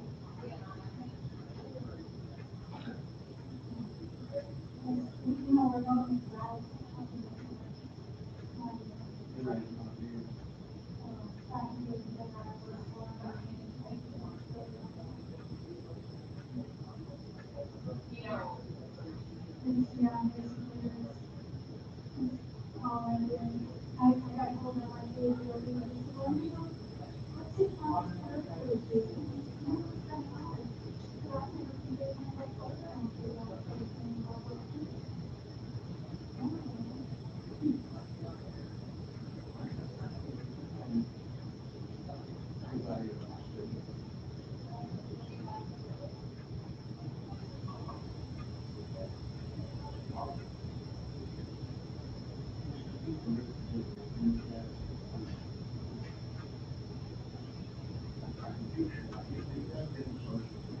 Yeah, that's pretty much like.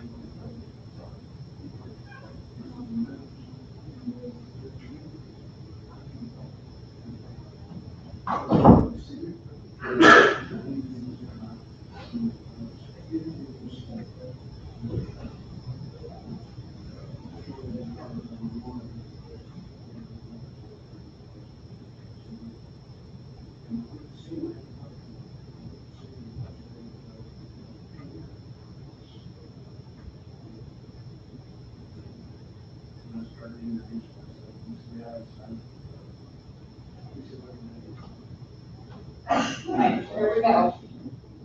Okay, what I got going then.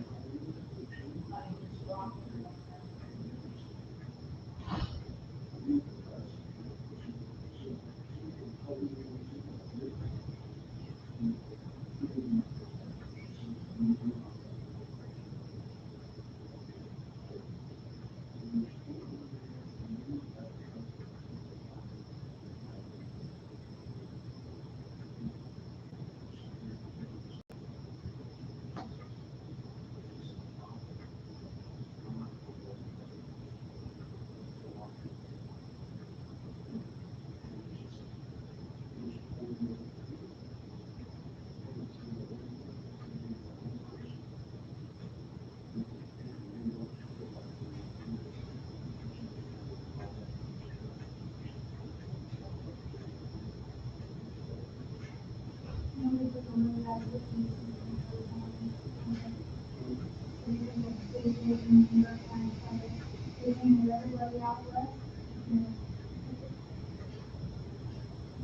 I've been running animal feed since the Sunday article on National Therapy Days.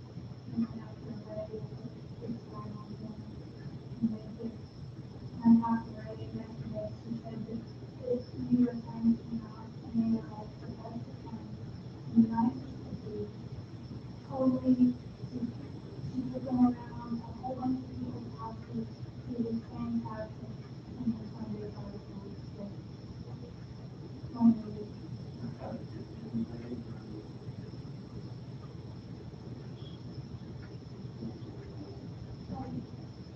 I don't do that, Bob.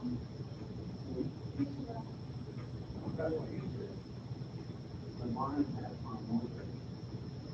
I don't really have this, we had my son.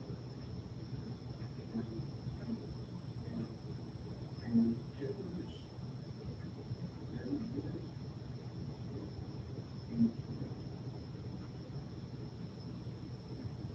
You got that going all the way out there. And that's what he said,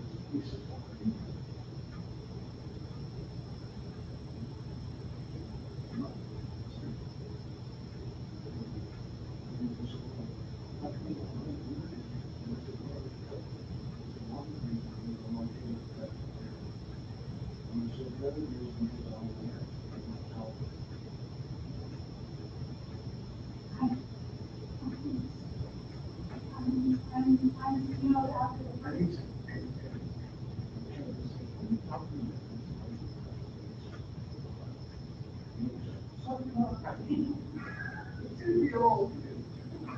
I took a maybe the first 15 that I told up in Washington County, that referred to me as a snake oil salesman for the wood law. After that, there's more to say. Now they call me up and say, we like to interview you. I say, you don't need to interview this, you know?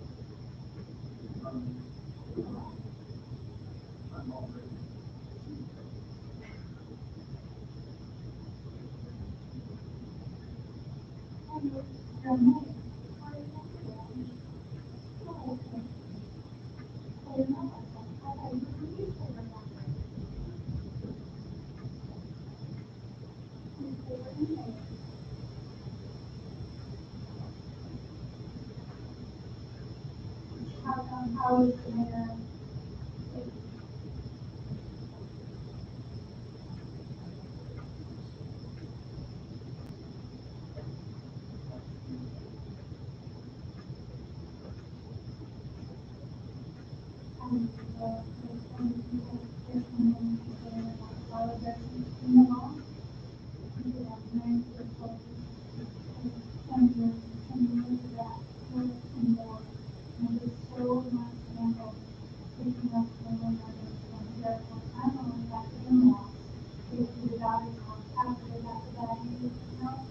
That became so much of my life that I mix normal every day, so-and-so talking about so-and-so kind of thing. And that tells me that life is normal and there's nobody that's involved, the people are coming in to tell me about.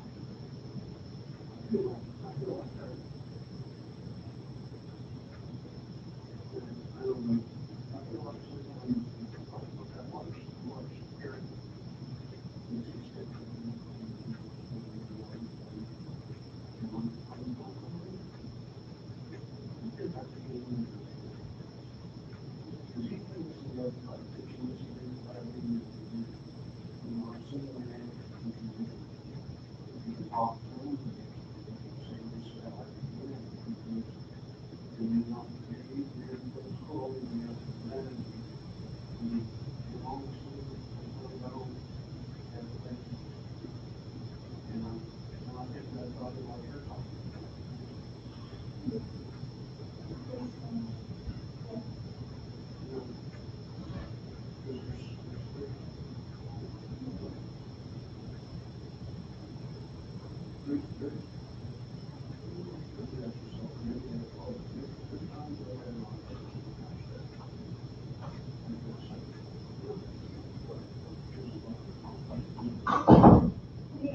We were over in Florida, and, we voted to pass the regulations. Put my hand down, and I said, I'm just going to go and get it. Well, don't you know, how you did this yearly, and how you did this yearly, magazine, and there's my picture.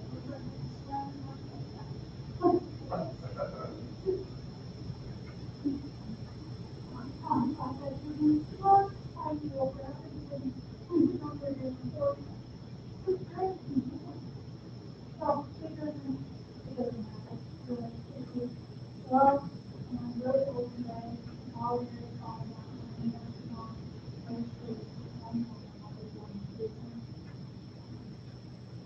I appreciate that. It's good. I'm glad when I think it's great for us.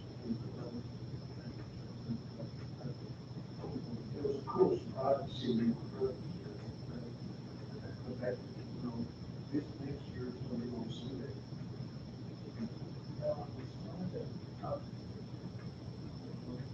I wasn't around. It was just at the end. On Sunday.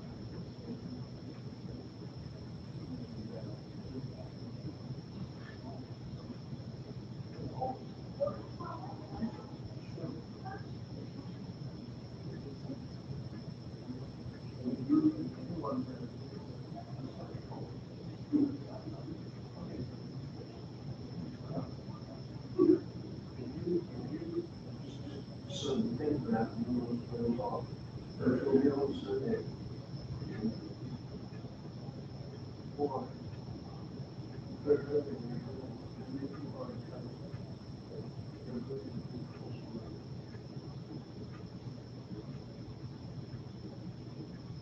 And all the people that walk. Because they were, they just know. And I was a kid. I got invited to do it. I told Kim, I said, I don't see a reason why I can't. We can. Yes. So, all this stuff going on, this, garbage sitting over there, general things, all this. I'd say 85%.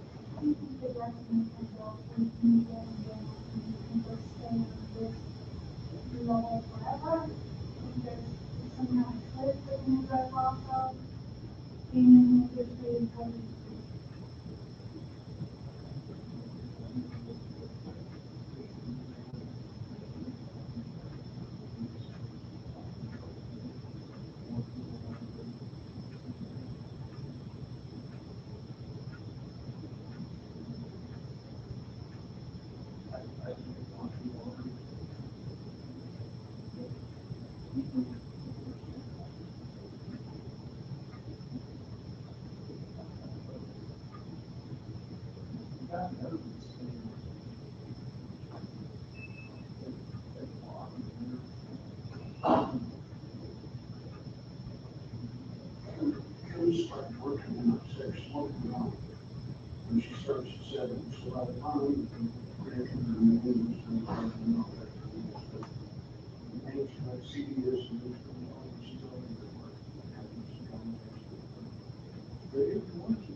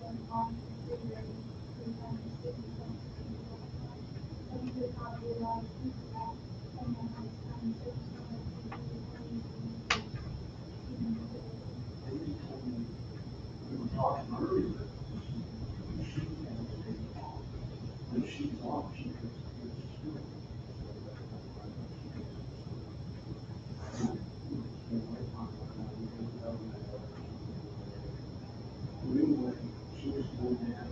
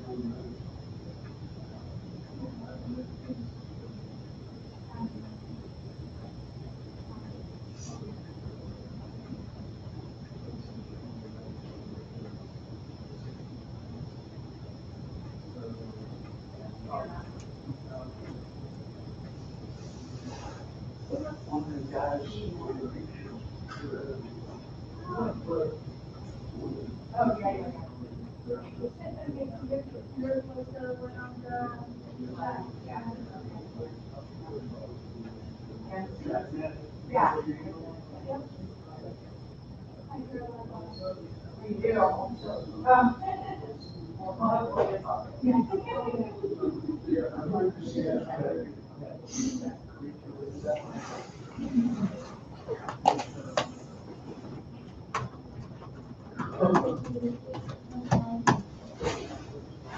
Let that one Yeah. sheet, will that take care of that? Yeah.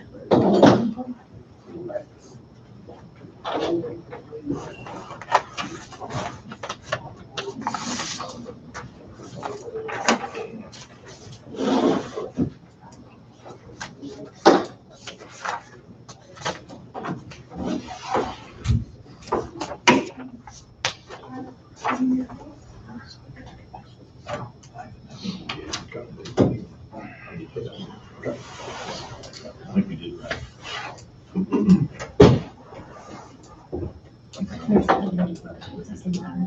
Okay. Come back, take that. Not sure how it's going.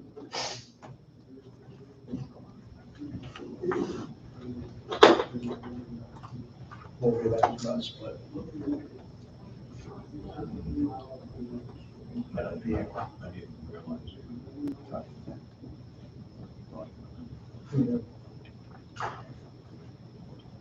Roughly.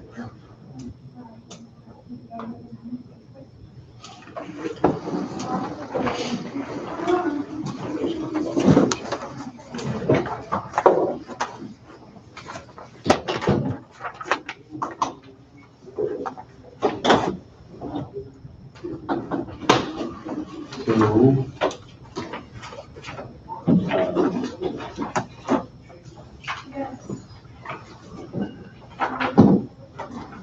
Jesse, you wanted an executive session earlier? Yeah, I mean, we want to get these out of the way before we go to round table. we can. I don't know how to word it. Just on ours, no. Yes. Potential To discuss non-elected officials. non-elected officials, yeah. Do we want, waiting? Probably. Sure. Making really money. County councilor. So You got something before another executive session? You got executive session? I was gonna bring up the treasurer's salary issue. Okay, You want to do that? we can take care of that first. Is it round table? Well, I thought maybe Jesse was wanting an executive session earlier. I was thinking about getting them all out of the way before we went to round table, but we don't have to. Your call. The board gets to, Well, I would like to see the executive session out of the way and we'll go round table, we can finish up. That's okay. I'll have an executive session too, so just. Okay. Well, we'll just get them. So,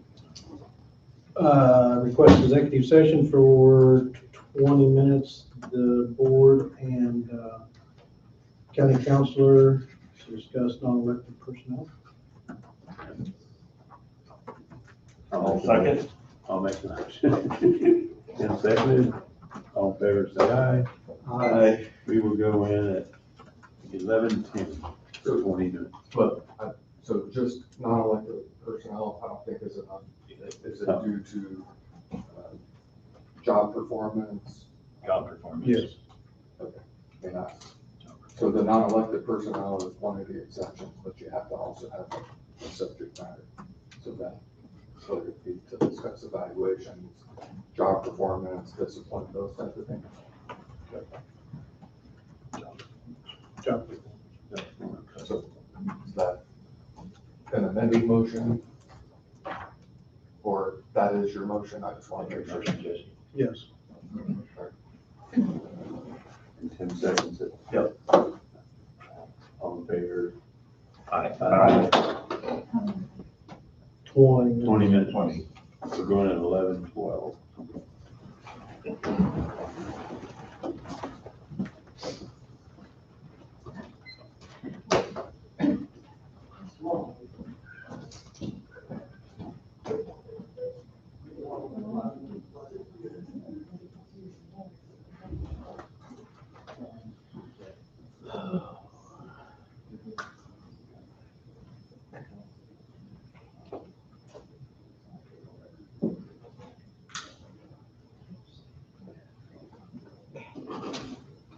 Upstairs again.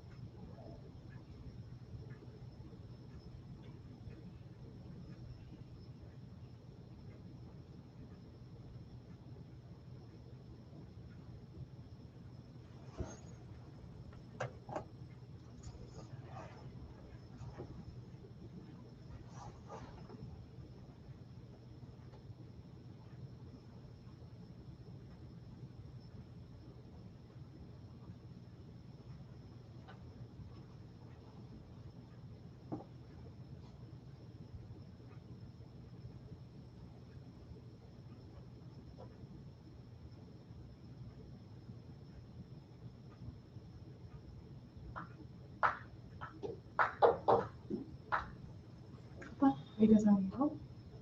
I thought you were still in the meeting. They're almost out. You did.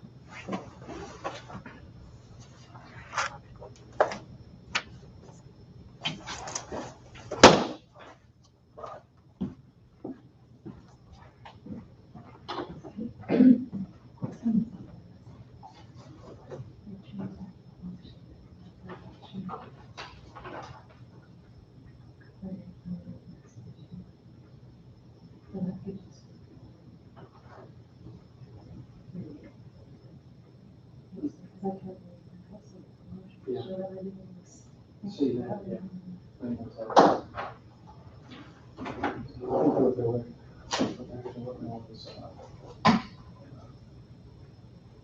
Richards. I haven't got time to put them together.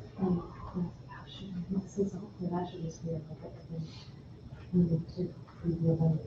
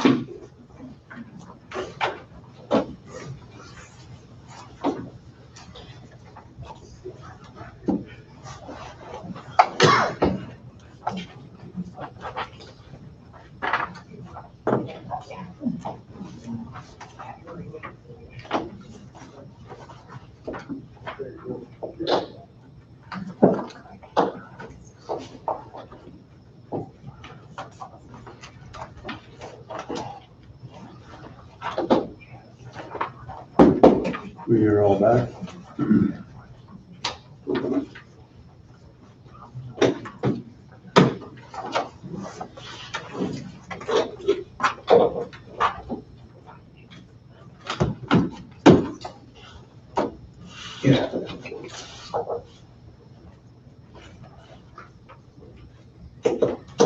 You're up. I believe, unless somebody else had something. So I do have an executive session, but we'll deal with that later. Okay. So the first thing, what I'm gonna hand out is the proposed resolution for you to consider related to establishment of how the treasurer is gonna be paid. How about that? And mind you,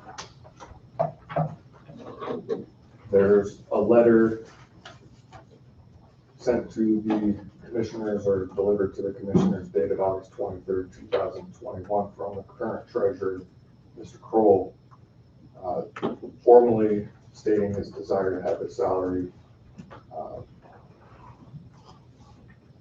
basically placed into the general fund and for the county to commission to establish a base salary, so to speak, taking into consideration the motor vehicle money under KSA 8-145 into the general fund. So there's a proposed resolution. I brought it up before when he took office prior to the official elected term, which I believe is October 11th or 12th, somewhere in that neighborhood where he officially took office. So that resolution, so you have the figures, and so you can maybe for public consumption as well.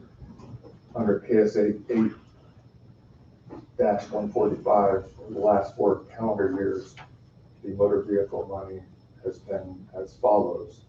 2017, $10,170.99. 2018, $10,210.15. 2019, $10,215. 2020, $10,197.35.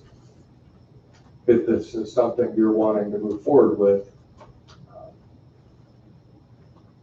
legally speaking, you cannot take the motor vehicle fund money into consideration when you're dealing with compensation. However, in this situation, the Coffee County Treasurer has made the request for the board to take this into consideration when setting a base salary, and that's due to the reasons stated in the August 23rd, 2021 letter. Basically, to have a consistent salary throughout the year. So I think at this point, then, what we had discussed before, based on the McGrath compensation study, the county treasurer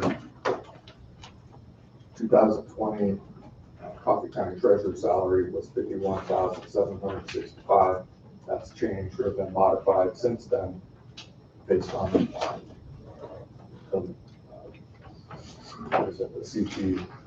CT4U that was established.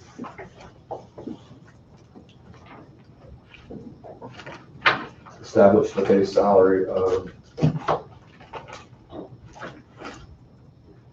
$56,887, which is where the salary currently resides.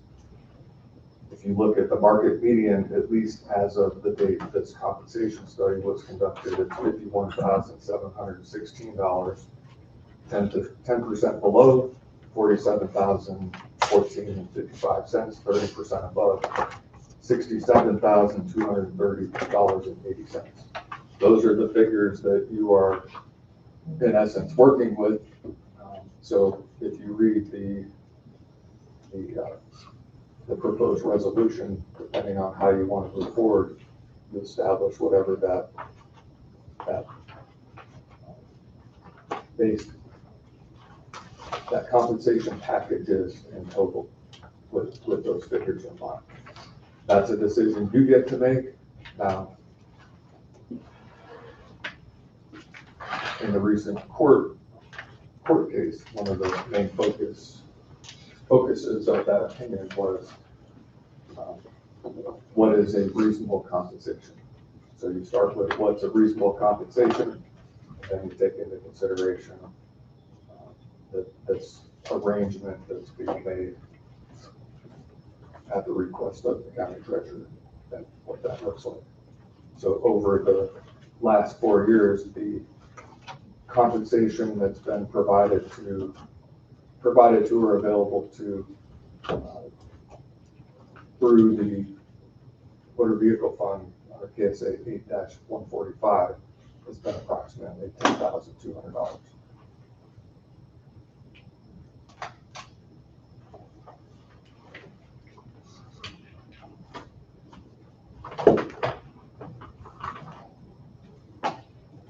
So are there any questions? I mean, at this point, I'm not sure I can provide any more information to the board other than what I've provided, because establishment of what those numbers will be is not my role or responsibility. It's providing you the information.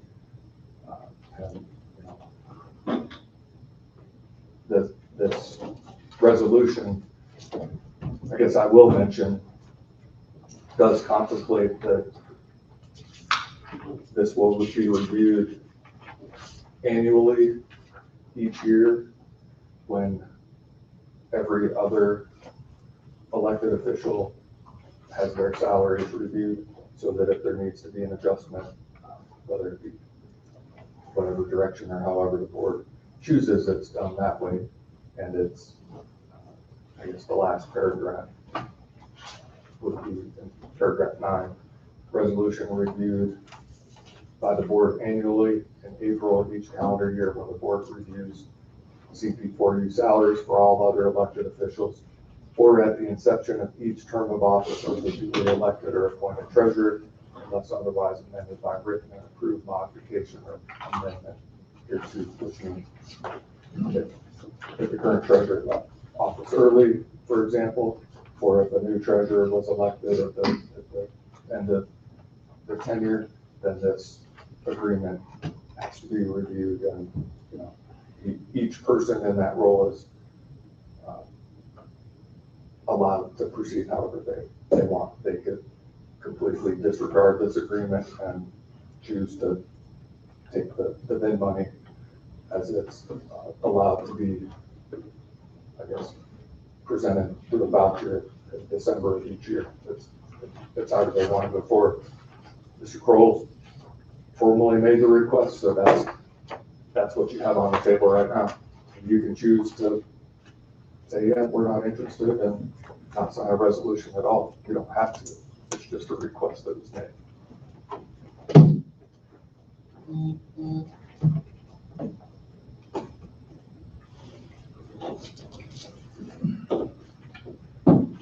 Anybody want to weigh in? Well, I'm trying to wrap my head around it. So essentially, trying to establish a base salary without taking without the treasurer receiving the motor vehicle fund money. Is that right?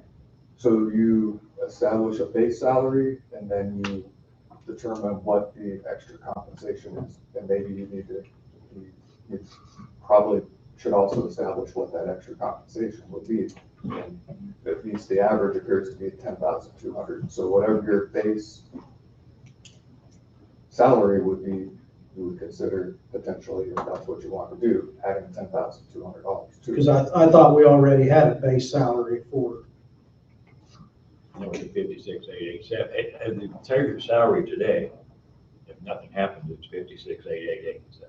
Right. So we had this conversation before, and the salary that was established at that time had been established with the prior treasurer in office. So we put off, the board put off making this decision until he was sworn in. he was sworn in and officially the elected official instead of appointed. So in the intervening time period from, what was it, August 1st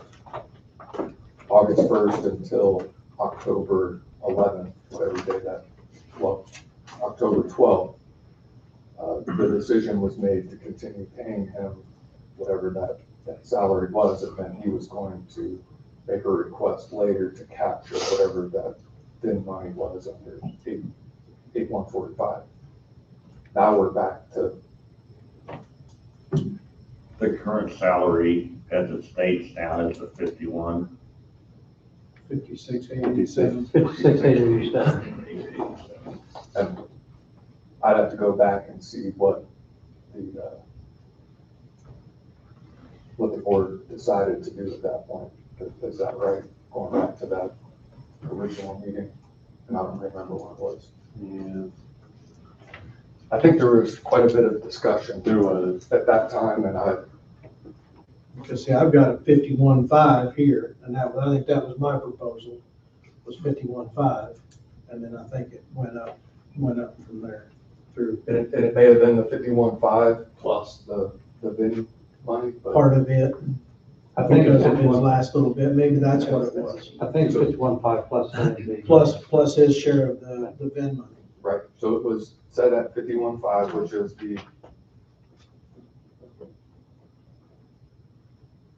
what the compensation study in essence shows, and then it was going to be reevaluated at present time to figure out whether this was something the board wanted to move forward with or not.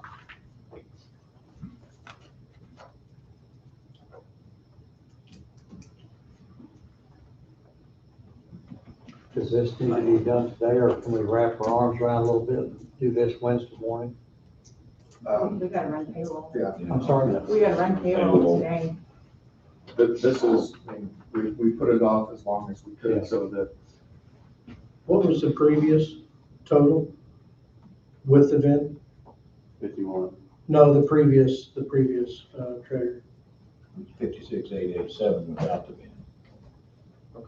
so you'd have to go back 4 years to see what the total would have been back in 2018. Because at that point in time, that's when the VIN money was placed into the general fund, and it was sort of the arrangement that's being proposed today. It was accomplished in a different way. But to move forward, if that's what the board is wanting to do, this is the way that I would. Irregardless, his request is for the VIN money to go into the general fund. And he just wants a basic monthly salary. Prior to that, let's start at 6,625 at that time. So, yeah, 61, 61.7. If you just added I'm just thinking 61.5 because the VIN money, well, it's always been 10, but one year it was like 10 and 197. So if you just add 10 onto the 51.5, that makes it 61.5 for now. And actually, if you look at it, the number 9 says,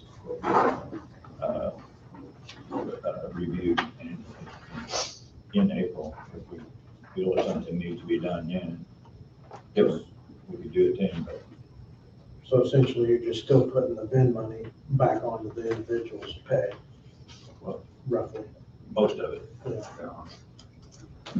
to make an even payment. I'm just adding 10 because it fluctuates.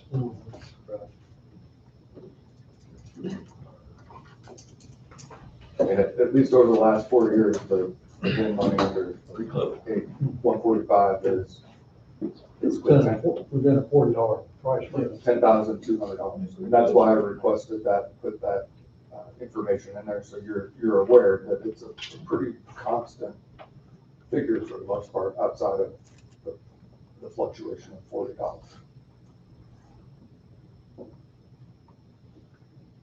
Am I wrong, that he was basically on a salary level of 56,887 at the present moment? He's at 51.5. 51.5. That's what the discussion. Plus the remainder of the VIN money. Right. Well, it says in, Yeah, it says in the book, 56 something. right, So that was, the 51.5 was done for that intervening time period for the Correct. appointment, and then it would be reevaluated now. That's where we set Richards in at the start with.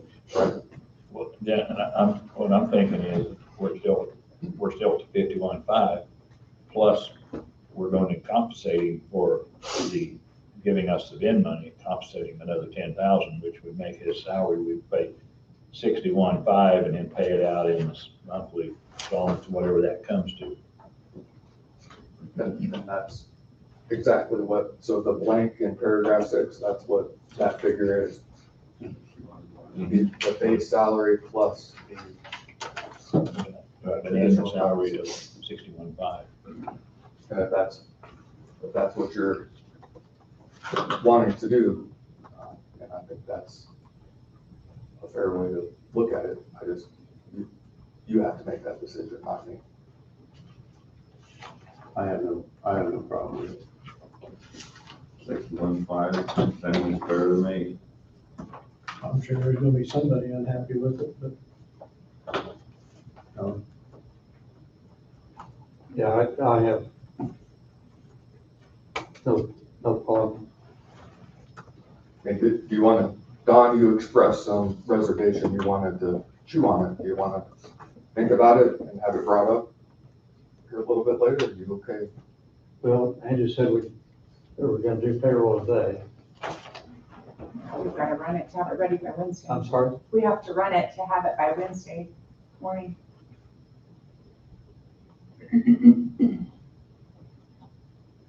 Should have already done my homework on it ahead of time, but We can review this again in April. yeah, but you won't never pull any away. You won't never take any back. We don't take any back, but I don't think there's a reason to take back. But doesn't mean we have to.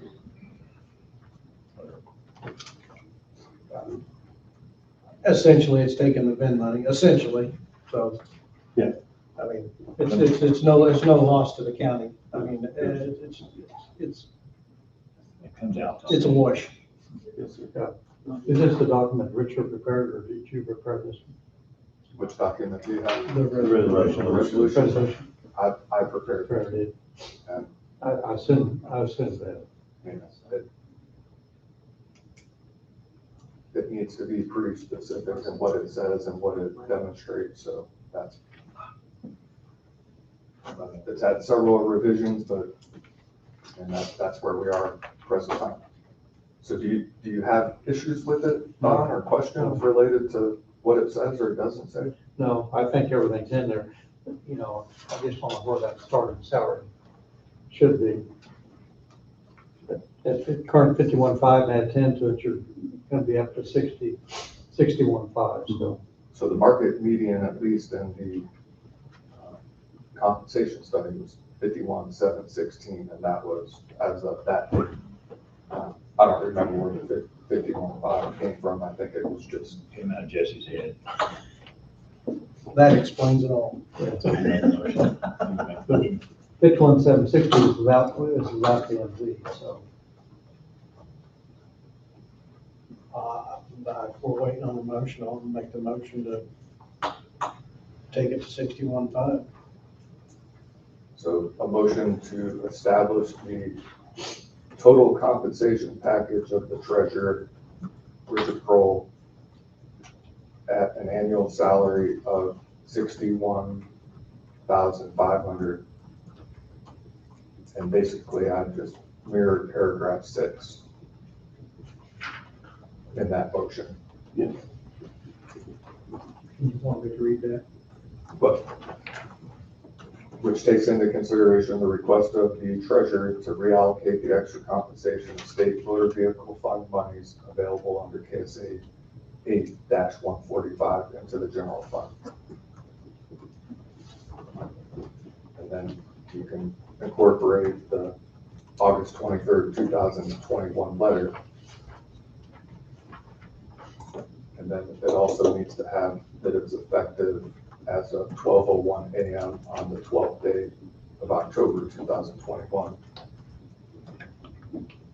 And this is paragraph 8. And this is, I didn't mention it, resolution 2021-877.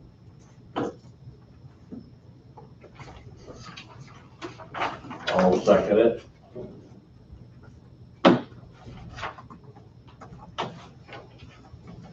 Is that, Jesse's moved, Tim seconded, is there any further discussion? I mean, is that substantial enough of a motion, the way we just did that to proceed? Yep, and then I'll just read the motion. So that Basically, it's approving resolution 2021-877, right? Everything's good.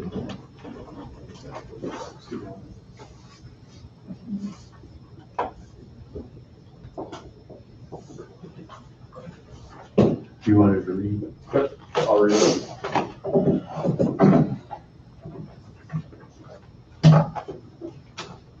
So what I'm reading, resolution 2021-877, it's captioned, resolution concerning the salary of the Coffee County Treasurer. Now on this 25th day of October 2021, the Board of Commissioners of Coffee County, hereinafter board, after discussion during and as a part of a regularly scheduled open meeting, find and resolve as follows. 1, the CP-4U establishing the salary of the Coffee County Treasurer, hereinafter Treasurer, adopted on March 6, 2021, revised on May 27, 2021, and approved on June 1, 2021, establishing the salary for the Treasurer as amended pursuant to the particulars contained herein and as described below. 2, the Treasurer is a statutorily defined and elected county official whose duties and responsibilities are found within KSA 19-501 et sec. Number 3, the salary of the Treasurer and all other elected officials and non-elected county employees are established by the board. Paragraph 4, the Treasurer is also entitled to extra compensation not to exceed $15,000 for services performed in administration of the State Motor Vehicle Fund and as described under KSA 8-145. 5, the Treasurer, Richard Kroll, has formally and voluntarily requested to the board that the extra compensation from the State Motor Vehicle Fund be reallocated to the general fund and that a total compensation package for the Treasurer be established.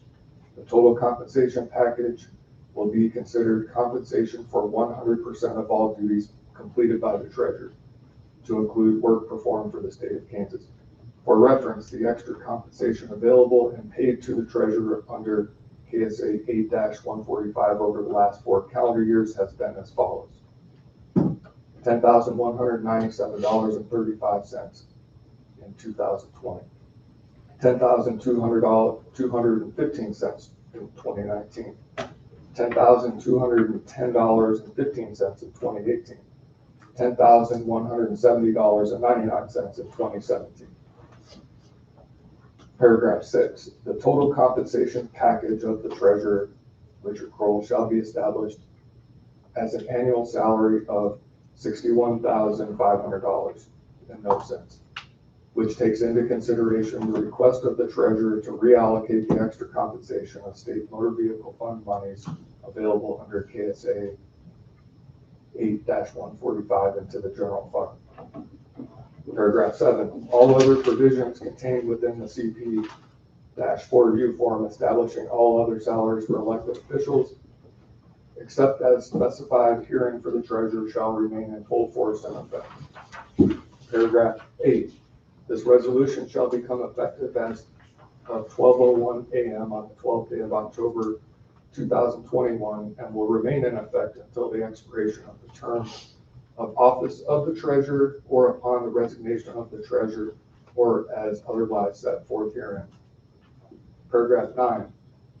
This resolution shall be reviewed by the board annually in April of each calendar year when the board reviews the CP-4U salaries for all other elected officials or at the inception of each term of office of the duly elected or appointed treasurer, unless otherwise amended by a written and approved modification or amendment hereto. Adopted on this 25th day of October 2021 by the Board of County Commissioners of Coffee County, Kansas. And then this is the Original. the original, and attached to the back is the letter dated October 23rd from the treasurer. We hadn't voted yet. I know, Okay, but Jesse moved, Tim seconded. Any further discussion? If not, all in favor say aye. Aye. Aye. Motion passed 5-0. I know sometimes we forget the voting thing. Yeah. I just wanted to wait until you got that read, but stick to the original.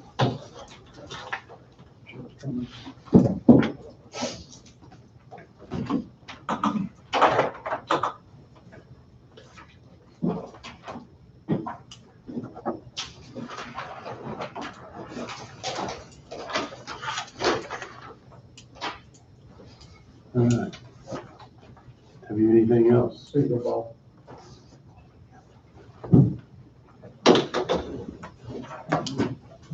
I need to request a 10-minute executive session, myself and the board, to discuss non-elected personnel. That's specific to a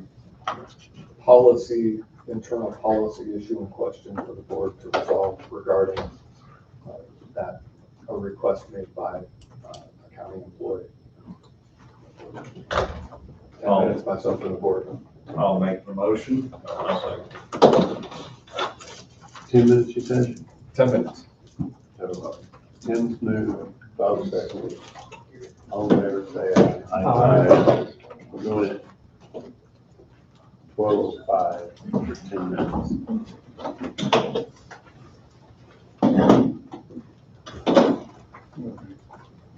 Yeah, you can actually manage. Just to play.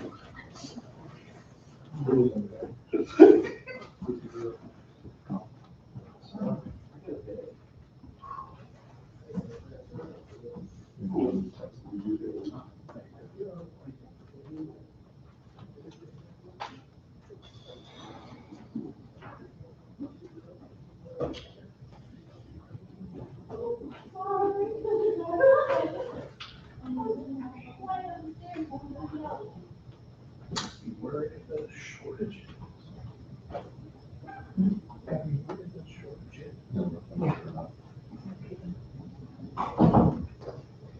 Your last name is CRO.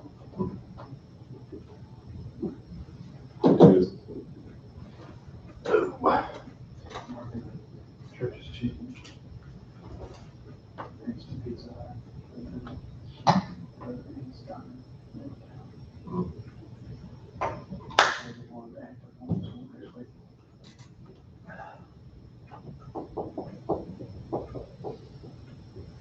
And then realistic chances.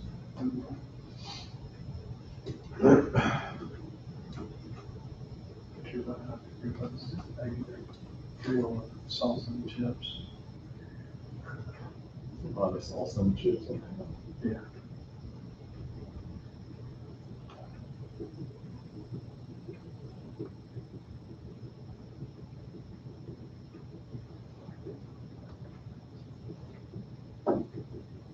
Would be nice if we fit around it.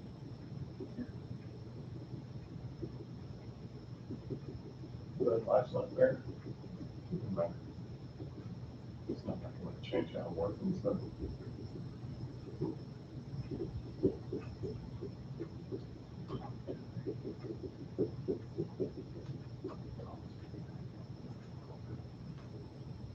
I don't want to be the person coming in here in front of everybody in the county.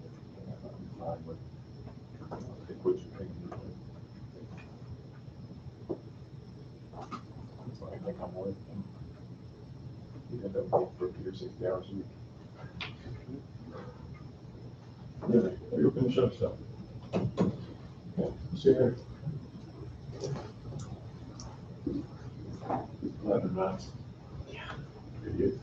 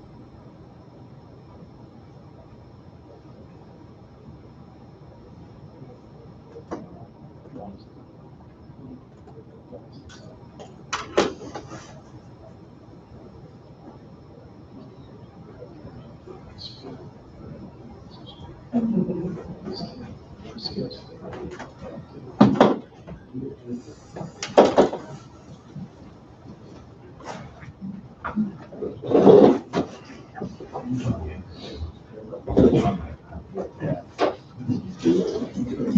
out who's best.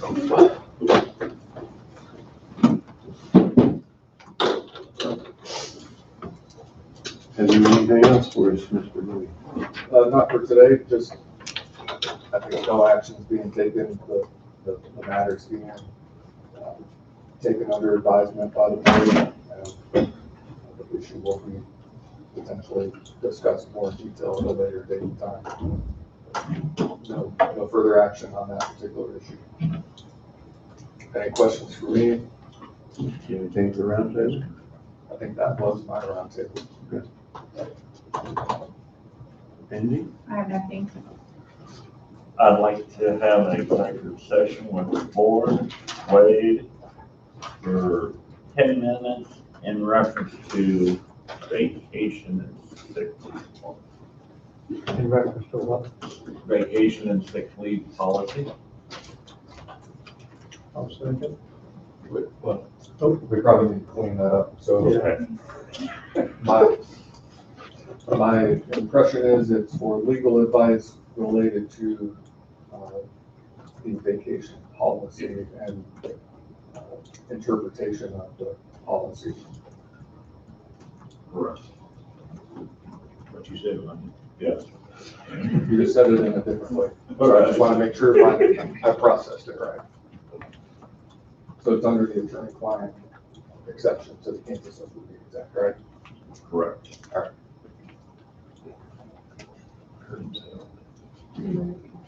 10 minutes. Jesse seconds. Any further discussion? All in favor, say aye. 10 minutes, we're going at 12:20. I'm gonna have to hurry this time. 2 minutes. Sorry. Those waffles.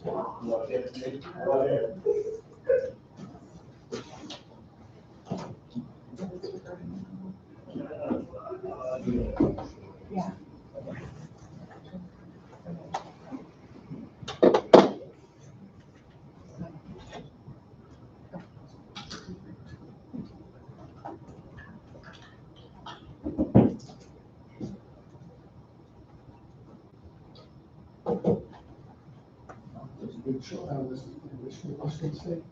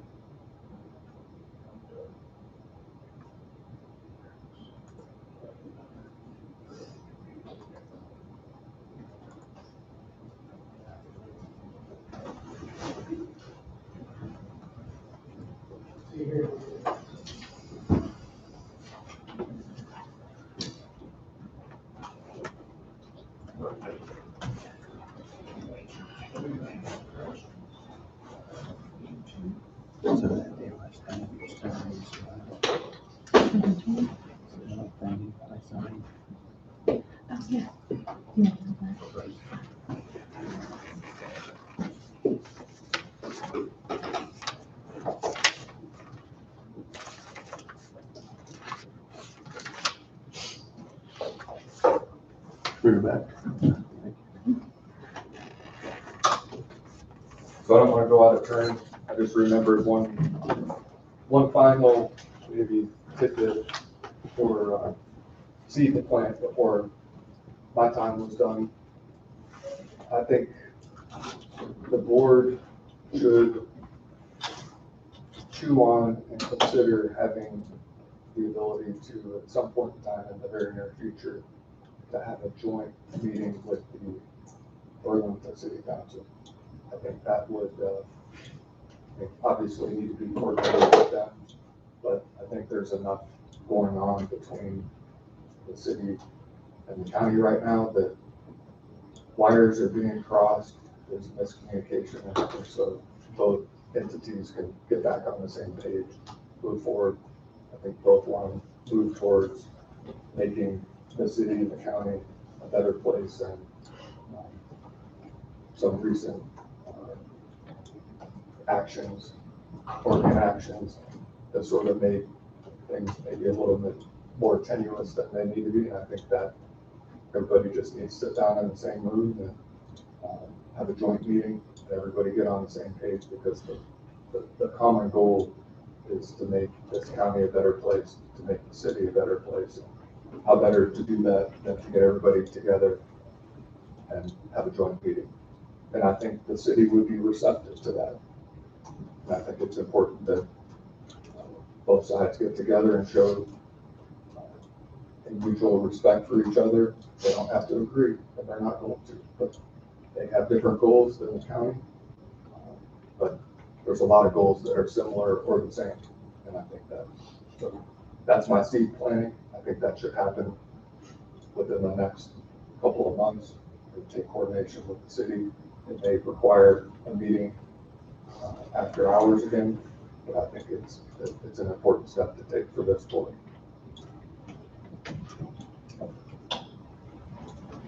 So that's all I have.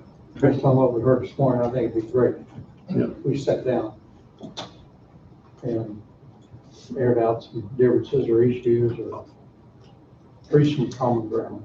If it's something that you're interested in and wanting to do, then I would suggest maybe having either Angie or Andrea or both reach out to the city clerk, see if they'd be interested, and then get some dates where they would potentially be available, because that'll be the issue, is finding dates.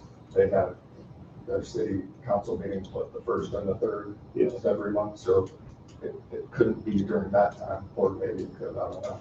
But it might be an off week, and then they have to go through the formal motions on their end to get what would be a special session or a joint session approved. So then you'd have to figure out location, and then the public would want to attend.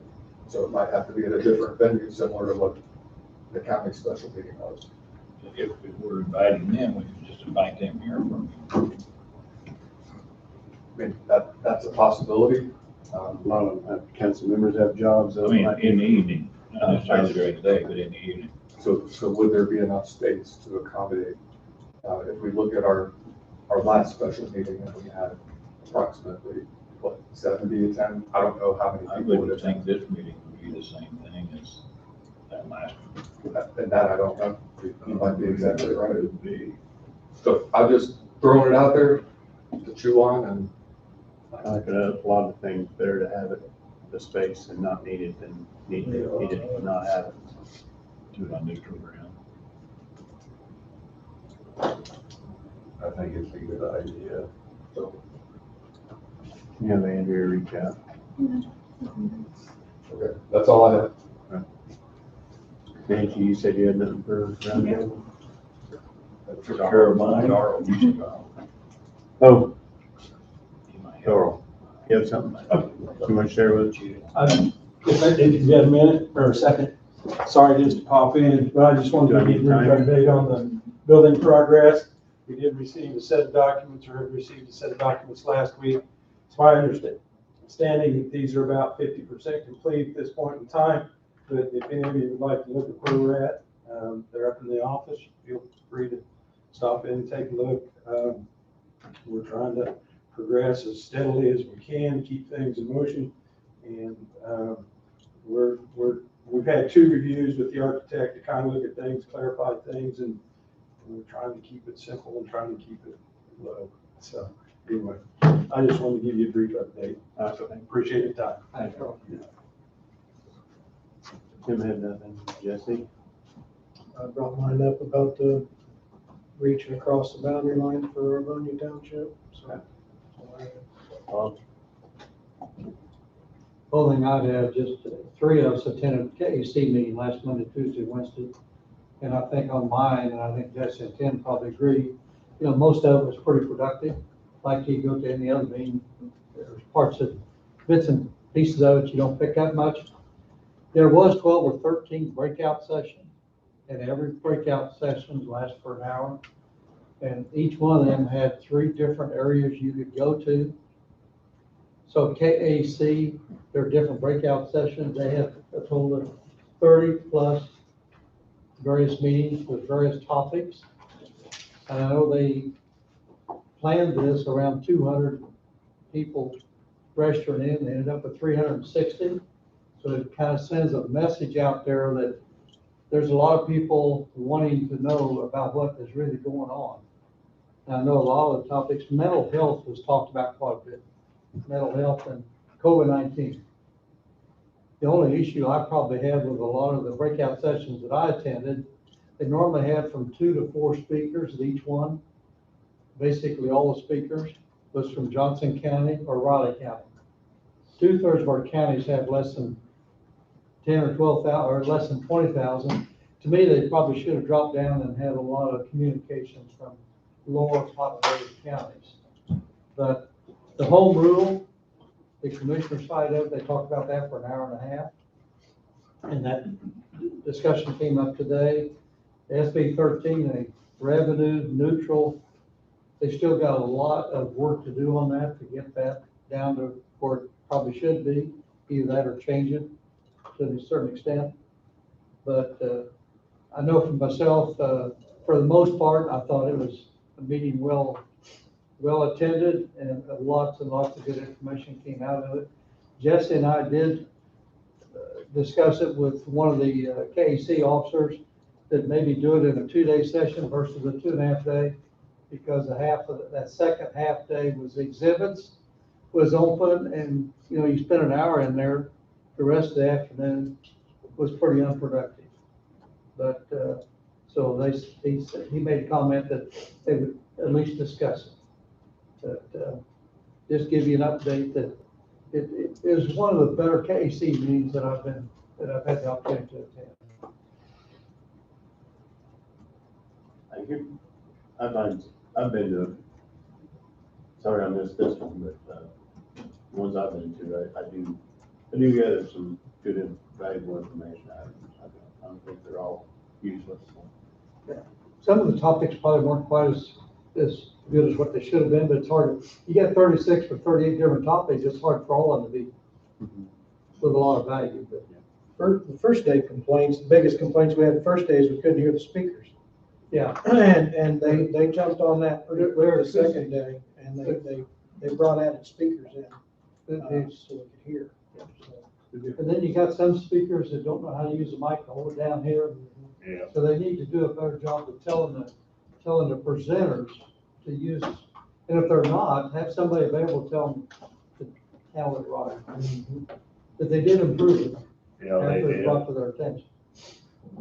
This 2-day conference has been discussed before. The reasoning for that is if you live clear out in western Kansas, it gives you a chance to drive in that morning, and then gives you a chance to drive home that afternoon from the deal instead of you have to come in and spend the night.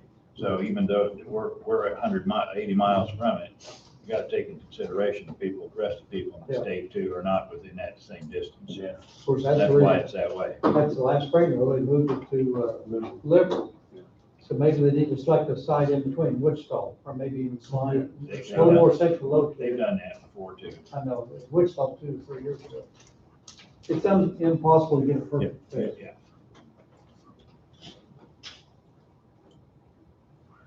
I think Andrea has a list for us for roundtable, don't you? Just a short list. Okay. One of the things is Road and Bridge. Was out on the east side of the building taking a look at surveying the grade of the land to see what they can do on their end as far as getting the water to drain from the south to the north. But as far as getting somebody to come back out and take a look at, see if the basement is sealed, I've called Burnham again. They're gonna be out for a while, couldn't even give me a time when we should have been on the schedule originally. But that's supposed to be warranty work. So since that's supposed to be warranty, but it doesn't sound like they're coming back anytime they can even get us on the schedule, then we just go ahead and look for, but I don't know how that warranty would cover, if we have to go outside and look for other companies while their work should be warranted, is there any? Good reason not to work with them next time. Yeah, Well, if we're gonna, I guess they're having problems in the basement again. it's, the health department's So, leaking. So warranty or no warranty, I say just get it remedied. We're gonna. We got it fixed. So, And Road and Bridge said from their part, they can do some of that, like the grading of the land, they can do that, they said that might be skid steer work, and they can do that. But some of them were at the conference too, so that. Was they also in agreements that everything from the sidewalk towards the building is running towards the building? Well, and that's why they think from the entrance on the east side, the slope of it there, if they start at the entrance on the east side, they can kind of slope that to Take it to the take it to the north. Well, if we're gonna have to get some other contractor in here to take care of the leaking problem, I'd say we might as well see if they can do the landscaping, because they're gonna have to dig out and everything before they do it. And get it all done at one time. you don't be doing any landscaping until the water's done. So, Exactly, that's what I mean, there won't be none of that going on, and it may not be, the road and bridge might be pushing snow or something, and that's done. that makes sense. So go ahead and just, even though that's under warranty, move on. I don't know when they're. Let's move on. I say, I do too. After we do it, we can have Wade to see just how much under warranty that is. Check it out. we can draft a letter. Yeah. That's exactly right. Yep. So we need to get it fixed. Yeah, remedy the problem first. And then, like Wayne was talking about, they were doing striping. I ordered paint to finish the striping in the parking lot. Had an order through Amazon that eventually finally got refunded because it was on order and on order and on order. They finally refunded it, so that's why the striping in the parking lot here is not done. The order never came for the paints, so now I'm gonna have to see where else I can get that, because that was the company that you were ordering from. And I think that was actually it for me. So, Oh, and as far as the tabled motions, are those still tabled for another day? Yes. Okay. Yeah, so make sure that I still have those up. Hopefully we can bring those up Wednesday. yeah, Wednesday. Fine. And you had the conversation, right? Yes. Okay. That was it. So, I know Adam in IT just recently had a waterproofing company there. Might see what the contact information is for them. I don't know if we want to seek more than one or just. Might have to go after more than one. It may because be exploratory surgery if it is. I mean, throwing a number at it exactly might be difficult anyway. I don't know. You know what I'm saying? Availability of people, that we might have to go through more than one To get someone who can come out here. Yeah. We get over that one Adam had. I remember the name, but anyway. Okay, I'll get ahold of him and see. Yeah. And then if you can't find anybody else, let me know. I know a couple others, so. Okay. During this discussion on the treasurer's office, on the partitions or the protection, I guess you'd call it, where did that? Last I knew, Wade was visiting with somebody that did it down at the Iowa down there, and that was last week. I'll talk to Wade. That is still Wade's area right now, so. Well, what Andrea had is what I had, so, just one, like I say, approval to seek somebody else, and, Bob's right. I mean, well, we can't do any of the landscaping until the water problem's resolved, so might as well just get it done all at once. Not that Road and Bridge can't do it, it's just timing of everything would be more beneficial. How quickly get somebody in. Anybody got anything else? Because when that is done, there's a sprinkler system out there that's gonna be moved. Yeah. So it's gonna be. Well, some of it's already been dismantled and they're still having problems, so that leads us to the problem is drainage. So, Is the sprinkler system even usable or been used? No idea. It's been shut off in that area. The rest of the sprinkler system is still active. Yeah, of course, I'm not up there that often, but I've never seen it functioning for 5 years. I think it's down pretty early in the morning. but if it's been terminated at that area, they're still having water problems, so it's gotta be surface. Not assuming this didn't happen till after those heavy rains. Okay, all right. Anybody have anything else? We'll recess at 12:47 till Wednesday morning at 9, where we'll do checks and doctors.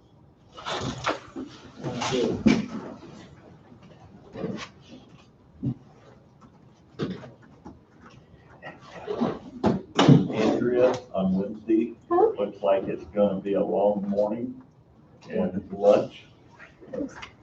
If I decide to order, or if we decide we want lunch, I'll buy pizza. Oh, I can do that on, Well, I'll do it. okay, if you want to do that. So we got funds for Yeah, it. Be better, I'll be glad to help out too. Well, it actually is a line